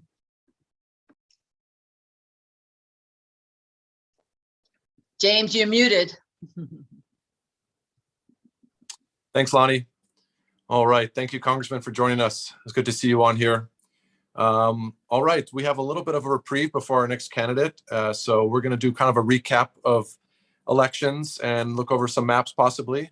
But we do have a couple more candidates here at the top of the hour. So grateful to have Donna Oba back in here with us to kind of recap what we talked about earlier and really share some of this important information as our voters go to the polls. So Donna, thanks for joining us again. Well, thank you for the opportunity. We talked about registering to vote and that there's different ways of doing it. You could do it online if you have a state ID. You can do it in person with a paper application by going to the county elections office or DMV, or you can come to our voter registration, which we're going to have on August 2nd and 3rd.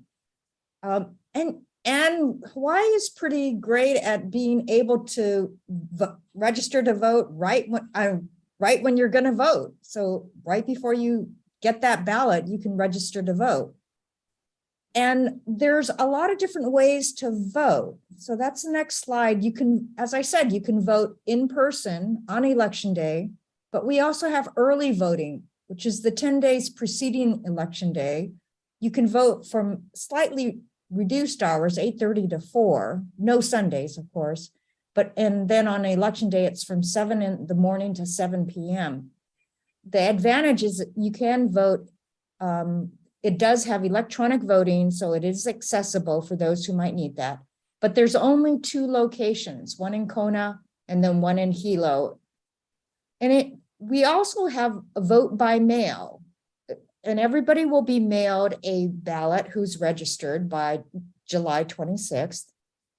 So, but you got to keep in mind that when you mail in a ballot, the ballot must be received by 7 p.m. on election day, or it won't get counted. So either remember to mail it in early or use drop boxes, and there will be 9 around the Big Island. Talking a little bit more about voting by mail, that's the next slide, please. There's some tips. Make sure you look at both sides of the ballot. You're supposed to use a certain colored pen. There's 2 envelopes. One is a secrecy envelope. The other one is the return envelope. So you put your ballot in the secrecy envelope and you put both in the return envelope, but please remember to sign the return envelope on the outside. And again, you know, drop it in the mail or drop it in your drop box. And then, so the important dates to remember are the primary election day, which is August 13th. And the general election is November 8th, but the deadline to receive your ballot by mail will be August 3rd to register, or October 31st. And there are some other important dates to kind of keep in mind, especially for the primaries. The next slide, please. 26th is keep in mind that date, because that's when you should be receiving your mail ballot. So that's when we should have it in hand. You can walk into early voting center August 1st through 13th, but you can also drop off your completed ballot rather than put it in the mail. The 9 drop boxes will become available on beginning August 1st. And then if you're out of the state and won't be home, you can request a absentee ballot, but the deadline for that is August 6th. So what's new coming up? The next slide. What's new in 2022? We can track our mailed ballot. There's a new feature, and you can sign up online, hawaii.ballottracks.net. You can see the website there. And that allows you to follow your ballot within 24 days after you send it in or drop it off. And you can see from mailed to accepted if you actually voted. And finally, again, in 2022, next slide, please. We've got nearly 400 candidates in about 165 races. Hawaii County voters in the primary will see 11 of those races. So how do you get more information about candidates and what races you'll see on your ballot? Go to League's website. It's an online voter guide called vote411.org. And you'll find links to voter registration, candidate information, and other place, as well as a link to the ballot tracks. So thank you very much for this quick update, and hope to see you on voting day. Aloha. And thank you, Donna. Just a quick question about Vote 411. What are they going to see? The ballot? They can each see their ballot then? That's what do they have to enter in to see their ballot? You enter in your residence, and it should pull up all the candidates who are running for office that you will see on your ballot that's going to be mailed. And then we ask candidates like this forum, but in a much shorter format, questions about their positions on certain issues. I'm sorry about the glare. That's okay. And so what are some of those questions that you've asked them that they're responding to that viewers can see and voters can see? Well, the site was designed for a lot of the younger people who actually look at information on their phone, but we do ask them for their 2 top priorities and what experience or background they have that they bring to the office and why they're running for office. And then we do have a question about climate change. And for some of our state legislators, or all the legislators, we ask how they might perceive or stop the perception or appearance of corruption, because that is a real concern that we find our voters have. Is there still democracy? And have you had a pretty good turnout from the candidates to be able to send information on this? And how can they get that information on there to the voters? We've been contacting every single candidate who's filed for office, if they have a phone or an email that we can contact them with. And so we're sending them an email survey. If they haven't received one, they can reach out to the League of Women Voters of Hawaii, and we'll follow up on that as quickly as we can. We had a very short filing period, which made it difficult to contact everyone. And many people do file very late in the process. You've heard that from some of the candidates. And so we didn't have we weren't confident that they would file for that office, so we held off a bit. So now we're trying to ensure that they have access to the website and their survey, and they can post their answers as quickly as possible. The minute we do not edit any of their answers, the minute they submit, it's posted on the website. And you charge candidates a fee for this information? No, this is a League of Women Voters believes in an open and transparent government. We believe that voters need information and education in order to make reasonable and informed decisions as they participate in democracy. So this is completely free to the candidates. That's fantastic. It's a wonderful service, Donna, and I really appreciate you and all the League members for putting this together, and all of your hard work in calling the candidates and making sure that they can share this information out with the voters and the viewers. So thank you for doing that. Thank you. And one other question: the ballots, when they enter their addresses in and they can see their ballot, they can see all the individuals that be on their ballot. Has it incorporated any of the new maps and the new reapportionment redistricting effort? Has that all been updated? Yes, it should be. And that was another challenge too. That delayed the period in which we can contact candidates, because the candidates didn't know where their new districts were going, lines were going to be drawn. So maybe you can talk about that, and it has changed. You know, you might not see your own council member or state legislator as you did before. And so Vote 401 could be one of those resources where they do see their new district lines then possibly after entering their address. We don't have the maps, but it should pull up their district that they will be voting in. Yes. Indicated on their ballot then. Okay. Yes. Wonderful. That's a great resource. So I will dive into the maps here a little bit. Donna, anything else you wanted to share with our viewers here this evening? No, but if they do, we do have on the last slide the league's website, but lwvh.org is our Hawaii League. And so if you go to that, there's ways of contacting us. But all you need to do to get more information is also go to Vote 411. Just type in VOTE 411. It's a website that's used throughout the United States by leagues in all 50 states. Wonderful. Thank you so much, Donna. Appreciate you joining us once again and kind of diving into that. And I appreciate the league support and getting the word out and supporting our voters. Thank you. Thank you. Okay, we do have a little bit of time here still yet before our next candidate jumps in. So I wanted to actually show a couple of the maps and the resources that are out there, because we did touch on this briefly. Some of the information that you can find on our elections office website. This is the state office website, and also some details about some of the changes. And, you know, particularly for our Waimea viewers, some of the changes that are being happened here at the county level and some of the adjustments that are being made there. So if you go, I'm going to put up a couple of things here and just show you up on the office elections website and where you can find this information.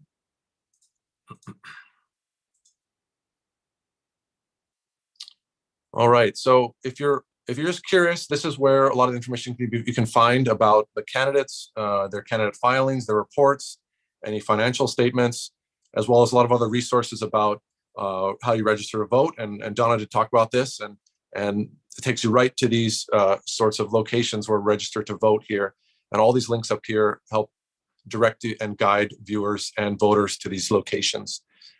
So one particular resource here is under this tab of resources, and there are a couple of maps that the voters can see and help guide where you are. It's best to probably download them and blow them up into a bigger screen so that you can see what district and precincts you're in, as well as the House and Senate seats. There's also the district and precincts link here.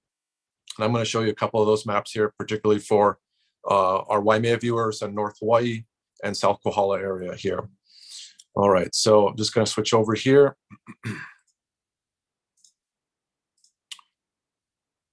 So we did recently go through reapportionment here at the state level. There was a commission to reapportion based upon population numbers and look at the lines, the district lines for our state Senate seats, as well as our state House seats, and as well as the congressional seats too.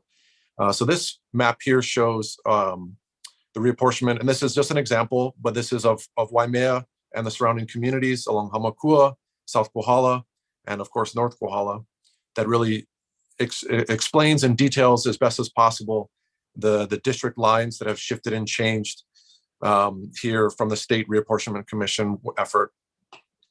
And if you're familiar all with the previous maps, you can probably see some adjustments that have been made. And if you do go to the League of Women Voters Vote 401 website, then you can see the actual ballot that you'll be receiving based upon where you live, as they consider all this sort of information here. So it's best, as I said, to download these and really zoom in and really capture what these boundaries are. They are trying to be very specific about what markers, geographic markers, are separate in the new boundaries. But from my knowledge, this, especially for the Senate District 4 map for North Hawaii here, our 4th senatorial district, this line did shift here outside of Hilo, and it did shift northward. So the district kind of shifted that way towards Hamakua and the Southern District shifted as well along the Kona side. So there's the changes there.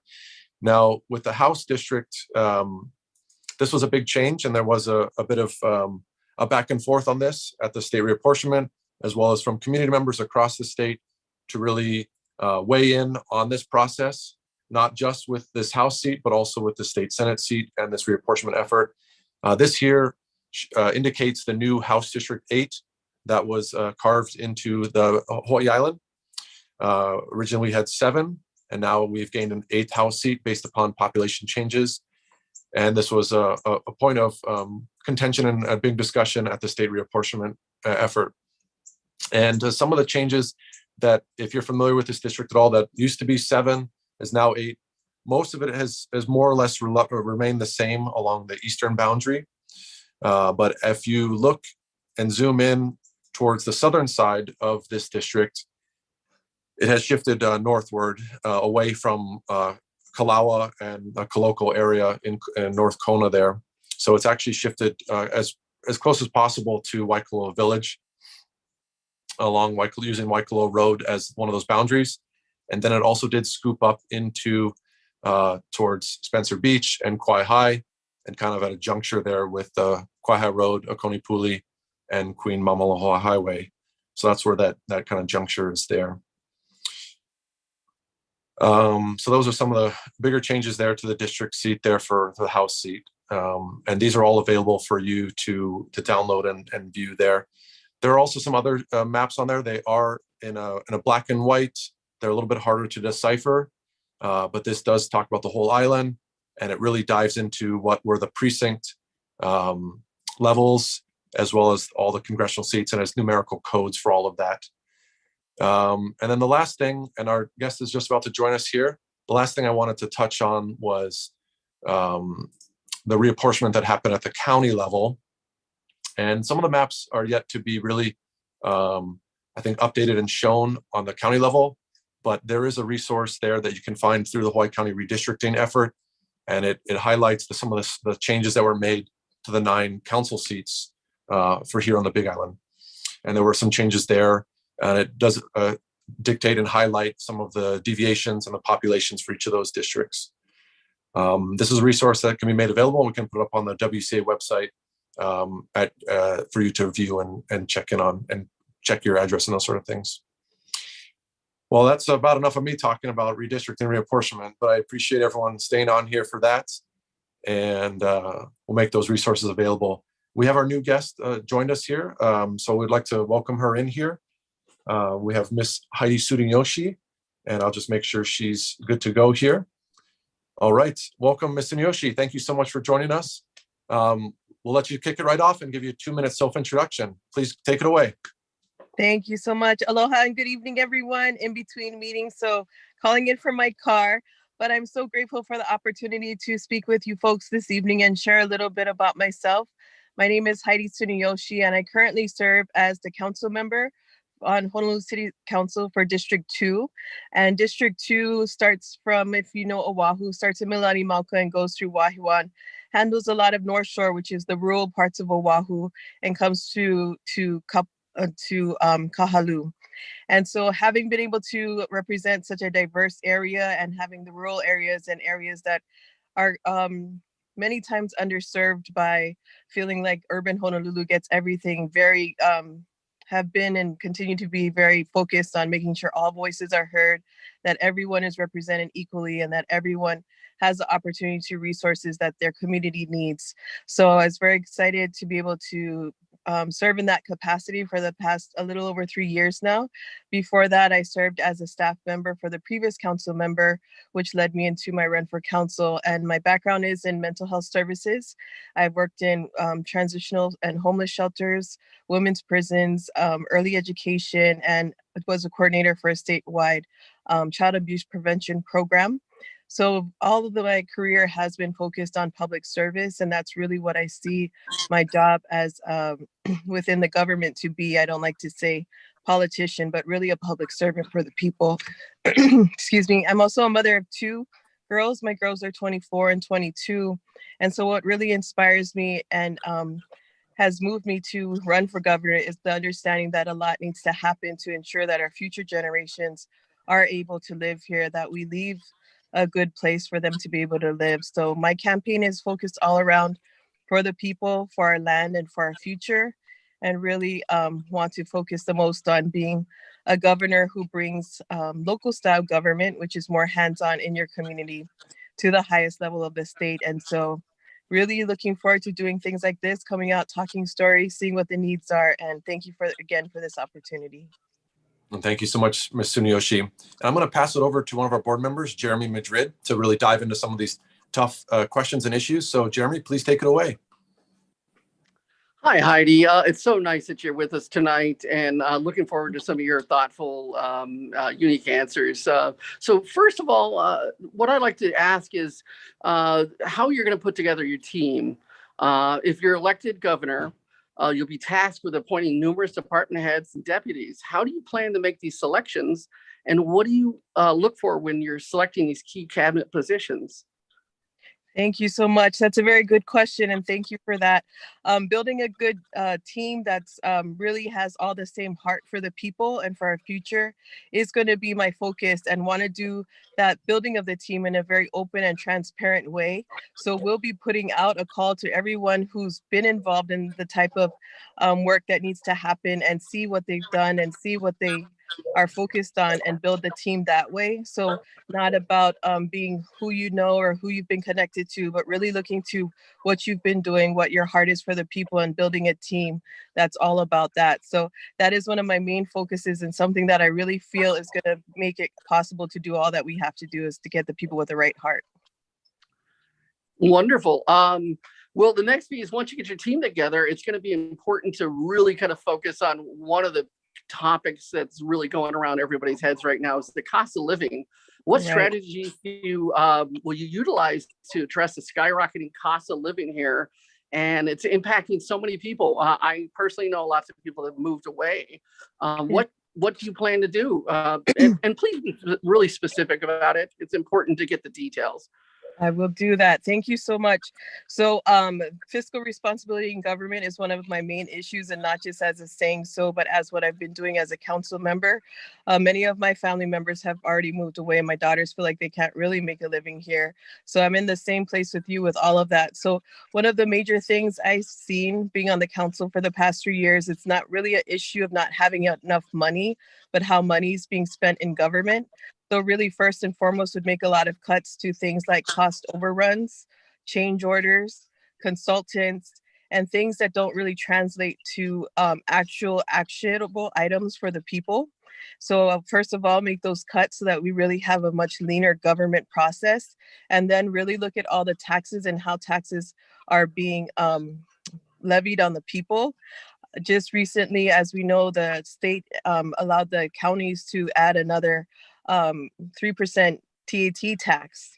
And so it's really additions of more taxes and more taxes and more taxes. So really going to look to all those additional taxes that have been levied on the people and on businesses, and really turn things around as how we're doing with that, especially when it comes to the rail. The rail is something that really causes me a lot of great concern, and I've been very vocal about that, because there's a long tail to the tax burden with that project. So really look to that and make sure how we rein in the cost for that. Well, piggybacking on your answer, affordable housing is something that kind of coincides with this. Truly affordable housing was a serious issue before COVID-19, and now it's a lot worse. Can you share two specific strategies that you can pursue to address the lack of affordable housing? One is definitely moving forward on the tenets of the Department of Homelands and Hawaiian Homes Commission Act. And one that is really looking to provide a housing supply for Native Hawaiians, which many have been waiting for many, many years, as we know. And that specifically looks to address the issue of housing for our people. And once we increase and able to do a large gain in the amount of housing we do with that category, that's going to allow us to do a lot more in other categories, other residents that are not Native Hawaiian who also need homes.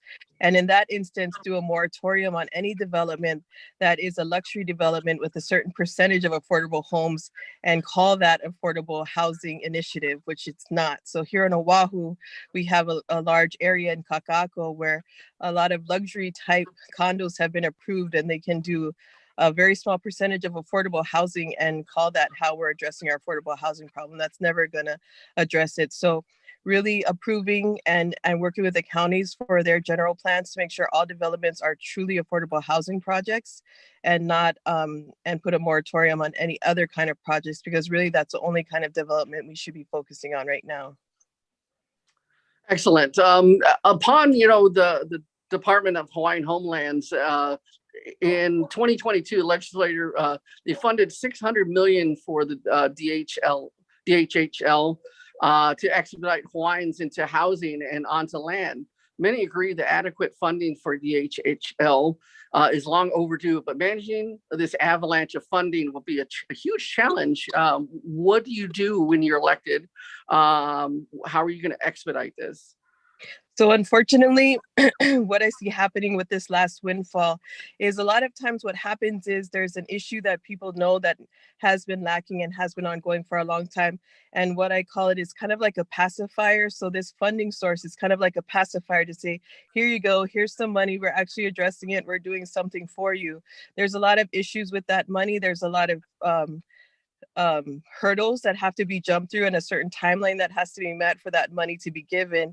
And so if the DHHL isn't able to meet those conditions, then it's easy to say, well, we tried to give the money and nothing happened. So the whole system that happens around Department of Hawaiian Homelands, Office of Hawaiian Affairs, Department of Land and Natural Resources for the land leases, all of that needs to be fixed, because right now it's working against the goals of actually moving forward and doing housing. As we know, the land is the most important part being able to build, and the infrastructure on the land is the most important part that needs to be built. So as governor, we'll be looking the DLNR to make sure all the land leases are being upheld, that the leases are beneficial to the beneficiaries, and then make sure that money gets to the appropriate agencies to be able to move forward on infrastructure and true development.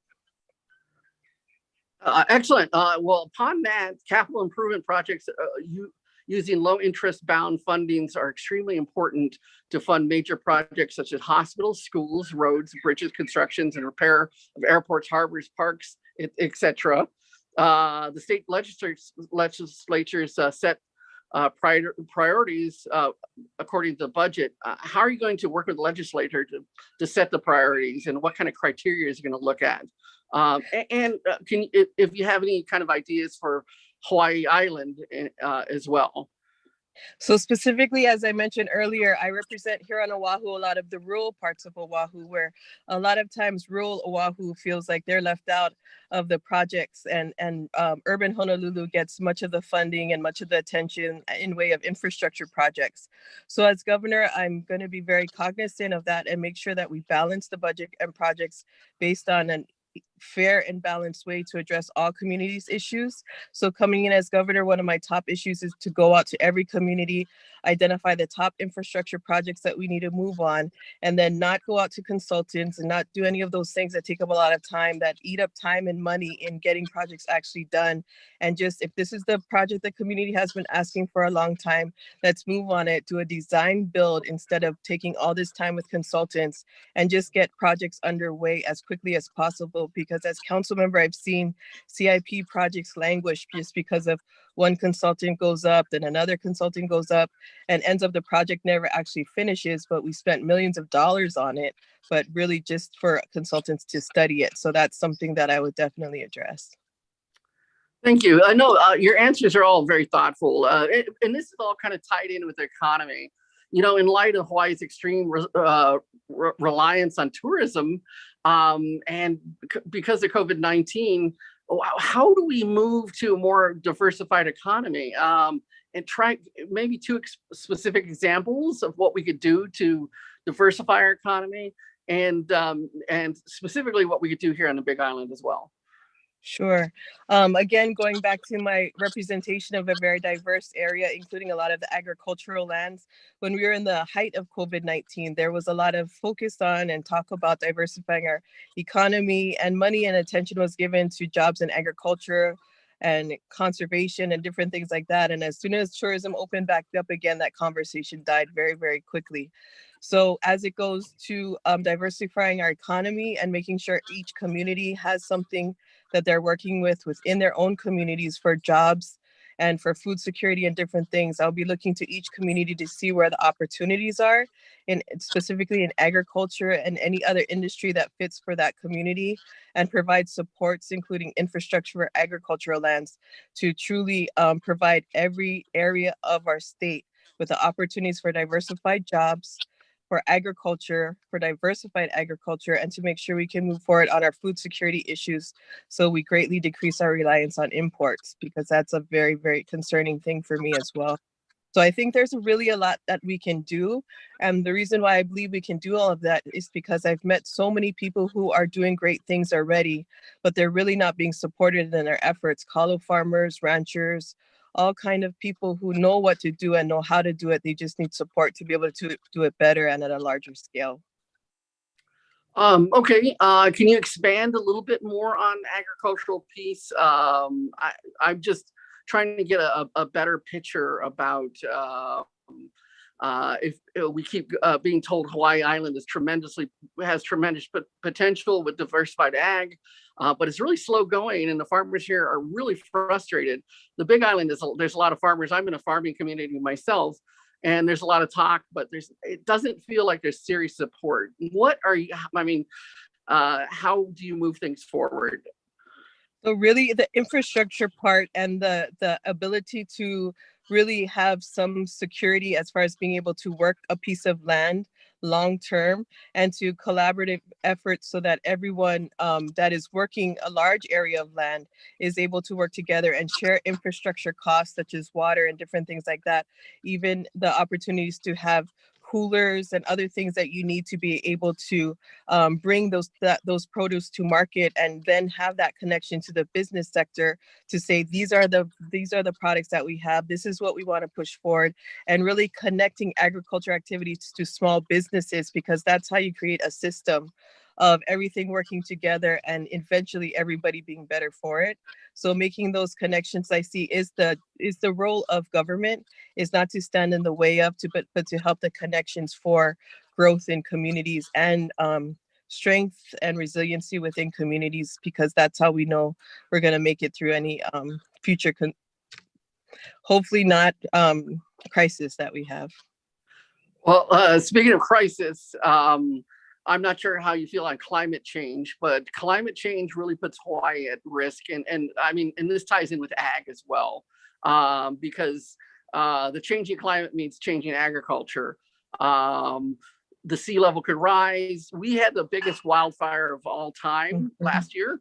There's coral bleaching, there's more intense storms. What's the plan? I think the plan should have been a long time ago, but what would be your plan moving forward? Or if maybe it's not even something on your platform?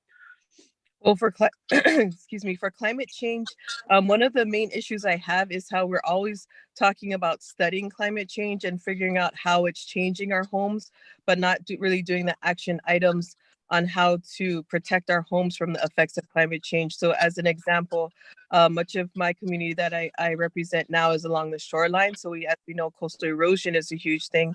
As you know, for your community with the wildfires, that really had a tremendous impact on your community.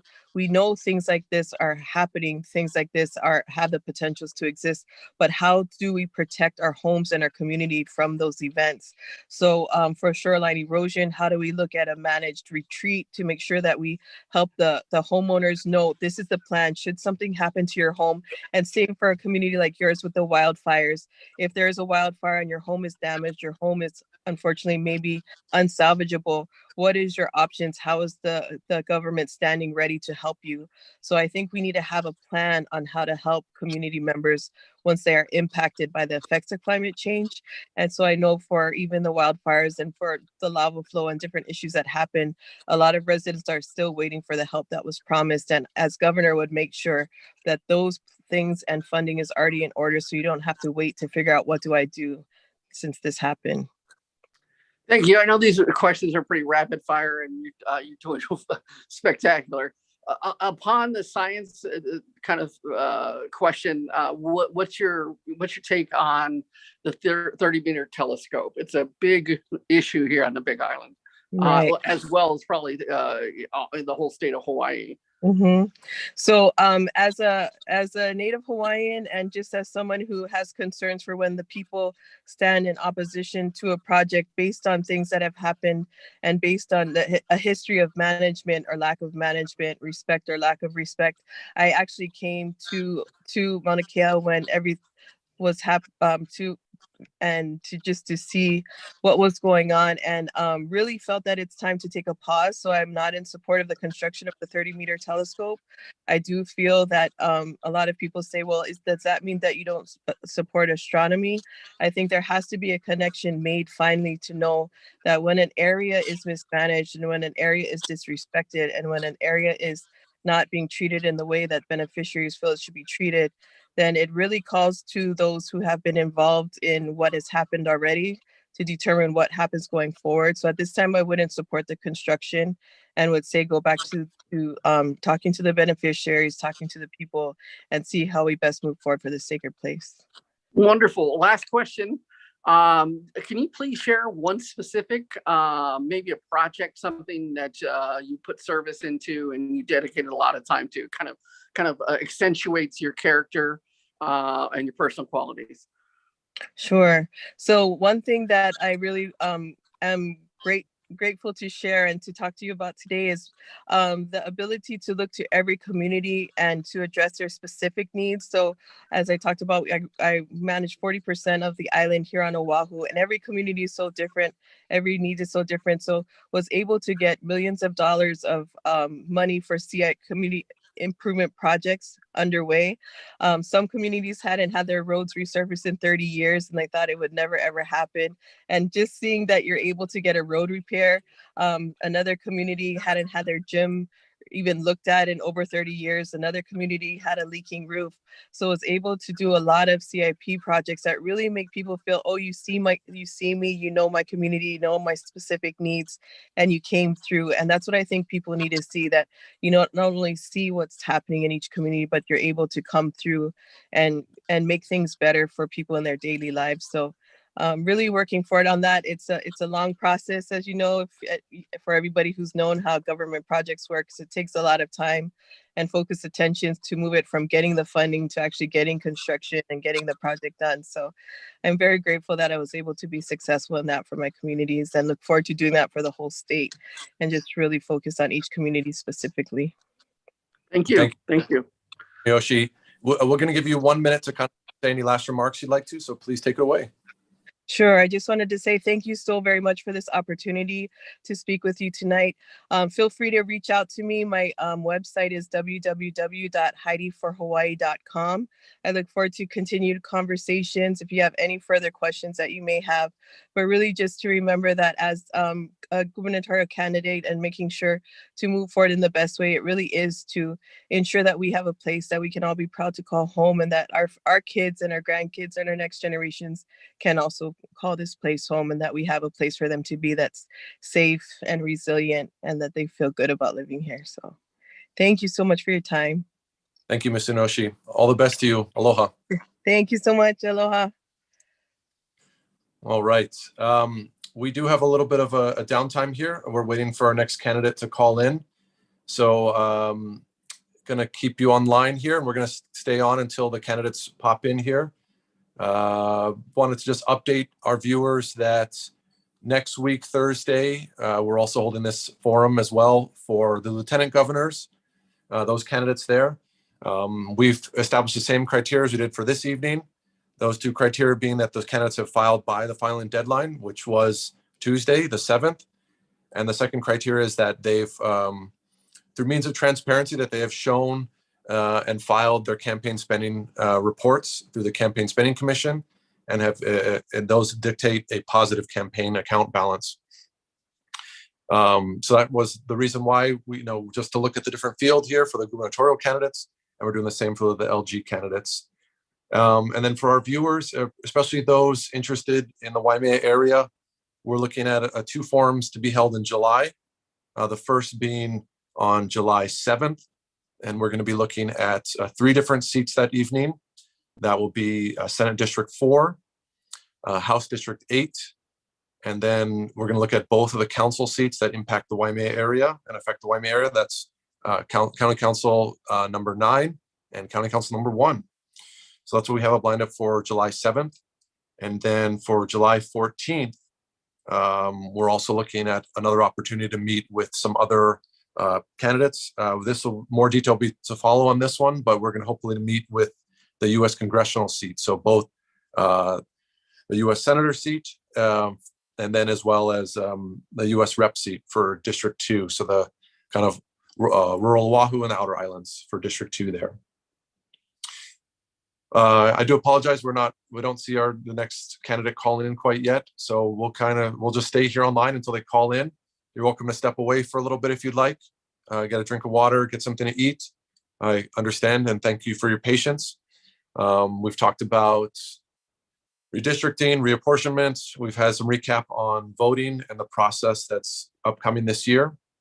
And we're just going to take a moment here to step away and wait to see our next candidate call in. So please don't go anywhere and we'll be right with you. Thank you so much, everyone.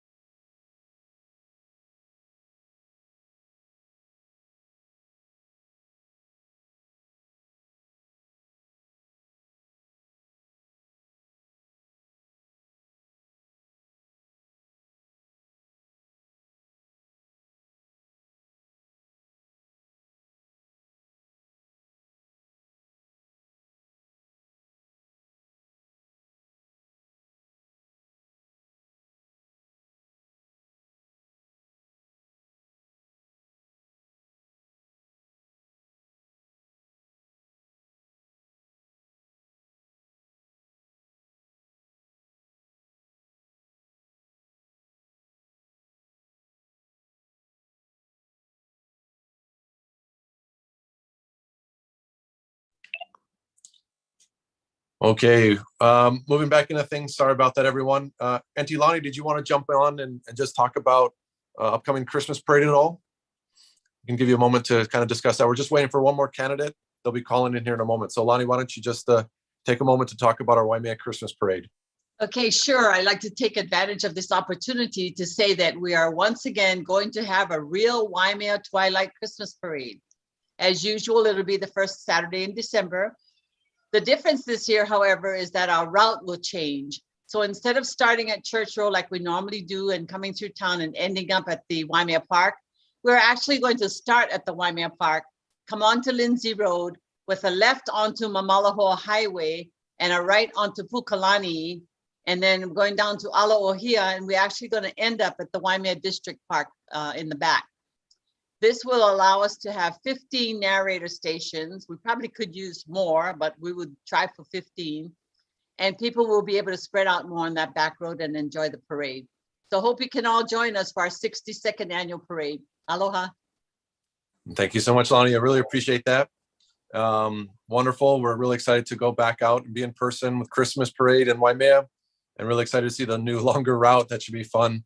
And hopefully get a lot more people jumping in and wanting to showcase their vehicles and march in the parade. So thanks, Lani, for always championing that and putting it on every year. Mahalo to you. All right. Well, we're grateful to have our next guest in here, Mr. Lynn Mariano. Mr. Mariano, when you're ready, you please unmute yourself, and then we'll let you have a 2-minute self-introduction. Please take it away. Aloha, everyone. Particularly James, thanks for coordinating this, and it's great to be online. Just want to let you know that I'm currently at the Ala Moana Hotel. We're having our state Veterans of Foreign War convention, and I'm the commander of VFW Post 8616, and we're the host for this convention. So that's why I'm sorry I couldn't get on earlier, but thank you for this opportunity. I'm a retired military. I grew up in Hawaii, born and raised there in Kalihi-Palama, particularly in Honolulu. I went to Farrington High School, went to Chaminade UH, and then I was in the military, got my commission. My first assignment was in Germany, and make a long story short, I retired in 1995. I served as a personnel officer, and then later on got drafted to be pulled into the Special Operations Community, where I helped develop some programs. I commanded 2 companies and a battalion as an acting battalion commander during the Gulf War, the first Gulf War. And the other thing that I did was I went around the country after 9/11, designing and conducting counterterrorist exercise and helped build national programs. And my last job was over at the Pentagon, where I helped do the upgrade of the physical security for the Pentagon to bring the physical security to the 21st century. We had no budget. I created a budget of $250 million. It was a 5-year program. With my team, led them, we were ahead of schedule, and we were under budget, unheard of in the Department of Defense. But again, I had a good team. So with that experience, I'm here to bring all that knowledge and experience, learning about people, culture, and economic system, and help change Hawaii, for a brighter future. So thank you. Thank you, Mr. Mariano. And I'm going to pass it over to our board member, Jeremy Madrid, to really ask you some questions for the next 16 minutes here. So Jeremy, please take it away. Hey, Lynn, thank you so much for your service. It sounds like a tremendous amount you did for us. But commanding that many people, my first question goes about how you're going to get together your team. If elected governor, you're going to be tasked with appointing numerous department heads and deputies. How do you plan to make these selections? And what do you do when selecting key cabinet and staff members? How's that process go? Yeah, aloha, Jeremy, and thanks. Great question. And that's one of the things that I have that experience with, particularly in the military. You just don't go in and clean house right away. There's some really great state individuals, that's the state personnel that's working right now. Within the first 100 days of my administration, I will do a calibration of where they stand as far as the budget. Are they supporting my plans and the programs, particularly for the state. Now, if I'm fortunate to win the primary election, and I hope I do, and then go into the general election, I will start to look at the cabinet that I will build so that I'll be ready on day one. You know, I have a team of volunteers right now, and with individuals like you and James and Lani that's there, you know, we can kind of build a team of teams so that we can solidify what is the right mix. You know, and again, within the first, on day one, you know, I should be ready to make the change and then move ahead. And then within the first 100 days, that will be a quick gauge to see, am I on track? And then I'm sure the people will be telling me that, and I'm able to change course. So I believe in working with a team of individuals, and my expertise has always been to find the right mix. And I've done that time and time and again. You're taking the unusual jobs that people don't want to get done. I'm given that task, and guess what? We were successful. We didn't have a program at the Pentagon. We made a program out of something, and we brought it from concept through design, through building to turnkey, where we turned it over, and it's being utilized today. Yeah, excellent answer. So once you get put together your team, I think one of the things that's in everybody's forefront of their mind is how the economy is doing. And in light of the Hawaii's extreme reliance on tourism and the economic implosion that COVID-19 caused, how would you move Hawaii to a more diversified economy? Can you give me two specific examples that could help us kind of get this picture, your vision in mind for us? Yeah, besides the Department of Defense and also tourism, which is our main staple for, you know, we need to diversify in which we need to invest in our people, particularly the local businesses. And then also, you know, kind of looking at food sustainability, you know, and then also being self-sustaining. So looking at partnering with the farming industry, fishing, and the agriculture, you know, we'll be able to kind of grow this economy so that it's something where we can be self-sustaining. And so we need to invest in ourselves. The other thing I plan on doing is working to revise the tax law so that we can give tax credit, you know, particularly for local investors and then also outside investors, but then having our laws so that it's crafted and enforced so that it favors and tailors towards our locals. Because right now it's not fair and equitable. I don't have all the answers, but I plan on working with staff and also hearing everyone to try to make a change. And touchstoning on investing in our people, early childhood education experiences have a direct impact on kindergarten readiness and future success in school. In recent data collection, it was revealed that only 24 to 34% of our Hawaiian Island public school third graders were reading at grade level. Success in reading at third grade is indicative of future success. As your role as governor, are you going to kind of deal with the Department of Education and work with those things? And that specifically talks about investing in our people. Yeah, you know, I believe in school choice, you know, and one of the things that, you know, I grew up in a public school system. And so, again, I went all the way from elementary, intermediate, and high school.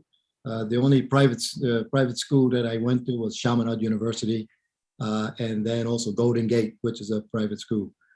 So I look at trying to invest in our teachers, getting the best teachers that's out there, looking at tapping into our kapunas, the retired teachers, and using them to you know, extend part of that training. And then particularly for our keikis, you know, we have young parents that's out there. And sometimes, you know, you may have a mom or a dad that may have to stay home to take care of the kids. Well, during that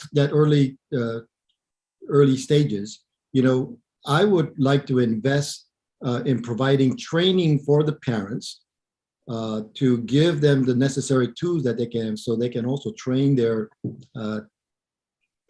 kids at home. and then investing in the quality care in the daycare centers and also in the kindergarten. That's kind of important to me. And one area that I've always seen in Hawaii that's been left out, and those are the individuals with disability. And so we need to invest in them. I talked to a Keiki group just recently, and that's one of the things that I brought out. You know, we need to also look at our students and our families that have people with disability. My wife is disabled. She's visually blind. So I'm very well versed with some of the needs that she would need. And so when we do any type of planning statewide, we need to ensure that we don't forget that community as well. I appreciate that thoughtful answer. So that also kind of tapers into the cost of living, because education, you know, parents having to take care of kids. Yes. What strategies do you utilize to address the skyrocketing cost of living? It's getting, it's really impacting the island. I know personally people moving away, friends of mine that have moved to the mainland. Can you be specific about what you could do about these kind of things? Well, yes, you know, and that's excellent, Jerry, because, you know, my brother is retired military and he's retired federal service, and he has to leave the islands and he's moving to Las Vegas because it's cheaper there. So I've convinced him, I said, hey, bro, go ahead and rent, and then let's see what we can do to make a change to bring you back. So we need to look at revising the tax code. You know, our taxes is pretty high. And, you know, our current legislature, they pride themselves, even like the city council, they pride themselves that, you know, we got this tax surplus and everything's really great. You know, I'll give you an example. You know, gas prices are really high because of what's happening in the world, right? So as governor, if I have the authority and working with the legislature, you know, that $2 billion tax surplus that we have, I would put a freeze on the gas price, take that $2 billion or $1.5 billion and pay that towards that taxes to keep that gas price down until the present administration can fix the pipeline and whatever that we need to do, because Hawaii needs to be self-sufficient in that regard as well. And then also take the remaining funds and then pare down to eliminate or reduce the GE tax, you know, across, particularly in food, because, you know, one, we have to travel, we need to go to work. Two, we need to have food that we need to sustain ourselves. But most importantly, we need to invest in the way we need to grow the economy now and into the future. So there is a plan for that. It can't change overnight, but really looking at the tax plan, providing tax incentive for businesses, particularly local businesses, we should be able to kind of grow that economy that way. And as I mentioned, the Jones Act, if we can modify it to recognize Hawaii as a 50th state, we can bring in competition, we can grow the economy, and then bring the price down. Because right now, in the islands, you know, you only have so many choices. No, it's a big task. It's a very daunting task. How would lowering taxes affect affordable housing? Truly affordable housing was a serious issue before COVID-19, and now it's a lot worse. How would lowering taxes affect that? And are there other strategies you could present to help with affordable housing? Yeah, you know, that's a really great question. With the time remaining, I'd love to have a follow-up with you later on. But again, working with the right individuals, you know, getting a team to really get down to the root cause of where we are. I don't have all the answers right now, but then I can tap into the necessary resources that's out there, working with smart individual economists and like that, and so that we can make sure that affordable housing is really what it is. Because right now, affordable housing is really, let's put it realistically, it's more of low-income housing. The middle class is forgotten. And so we need to address that. And so anyone making 100,000 or less, any type of incentives goes to them. But what about the rest? So that's the middle class that's been forgotten. So it's a really complex problem. I think I have a plan for that. And I'd like to follow what you and the Waimea Community Association sometime in the future. But in a short time frame, I don't have all the information that I have. Does that make sense? Yeah, absolutely. I think that's a very honest answer. I mean, some people might pretend that they have the answers to things, but and that's what we talked about at the beginning, putting together a team that works. Yes. How about agriculture? We need to improve on self-reliance here in Hawaii, and especially on the Big Island. We're a farming community. I live in a farming community, but the farmers are getting frustrated. And everybody talks about it, diversifying the agriculture, and but there's not a lot of serious support for it. What, as governor, what would be your vision for agriculture? Well, my vision is, again, working with farmers. I've talked to farmers. In fact, many years ago, I came to Parker Ranch as a delinquent. I learned how to cut grass there, and that kind of straight right. So, the farming and the agriculture, particularly on the Big Island, is very important. It doesn't make sense that we have to take the young cattle, put them on the airplane, send it to the mainland, to get it to grown, and then bring them back here to the islands, and then put it to slaughter, and then sell it. So why can't we do that here? So some of our environmental regulations needs to be lessened. It boggles my mind as I travel around the country, like Iowa, Idaho, and those places, farm feed, for the cattle is kind of important. It boggles my mind that we can't do that here because of the limitations. So again, need to go in, look at what doesn't make sense, cut that out, and make it more user friendly. So the farmers that I've talked to, we want to use some of the end products, to use for like building biofuel factories. So we can, have our own way of growing our own type of energy. That's part of that self-sustaining. So investing in farmers, investing in the agriculture, and then also the fishing industry. Again, this is a great place on earth. I don't understand why, we haven't thought about this in the past. So by looking at that, I be happy to work closely with that. So again, where I'm at right now is in the hotel room, and we have the hospitality room right now, and so they just finished and they're coming in. So we're almost done. But I hope I answered your question. I definitely want to invest in that, because self-sustainability for Hawaii is very important, and it should have been done 4 decades ago, and I'm not sure why it wasn't. We've given lip service, and it's time to stop the lip service, and it's time to have serious action for now and into the future. Thank you.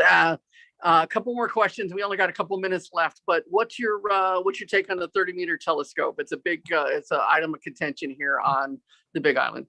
Yeah, what, I did study that a little. I don't have all the facts, but I do know that it is one of the things is, our ancestries. We kind of believe in the stars.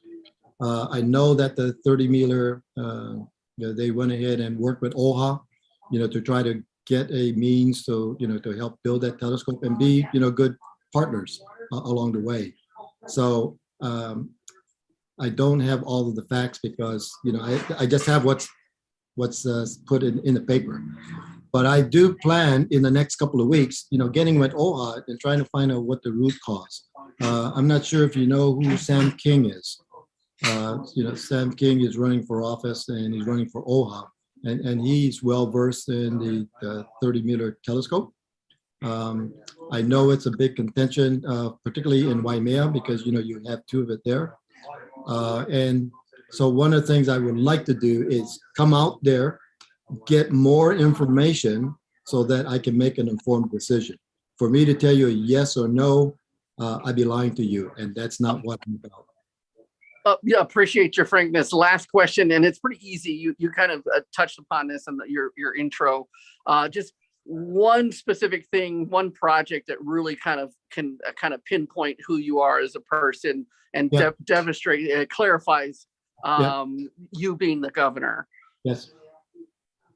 So what's the question again? One project you were involved with that kind of clarifies your qualities to be the governor. Well, when I first started out right out of high school, I was on the first Kalihipalama neighborhood board with Mayor Fassi.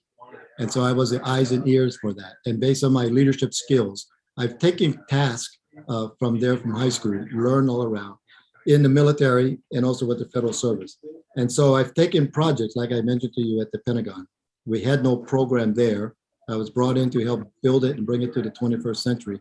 And so I was given the highest award by the Office of the Secretary of Defense, which is the Exceptional Civil Service Award.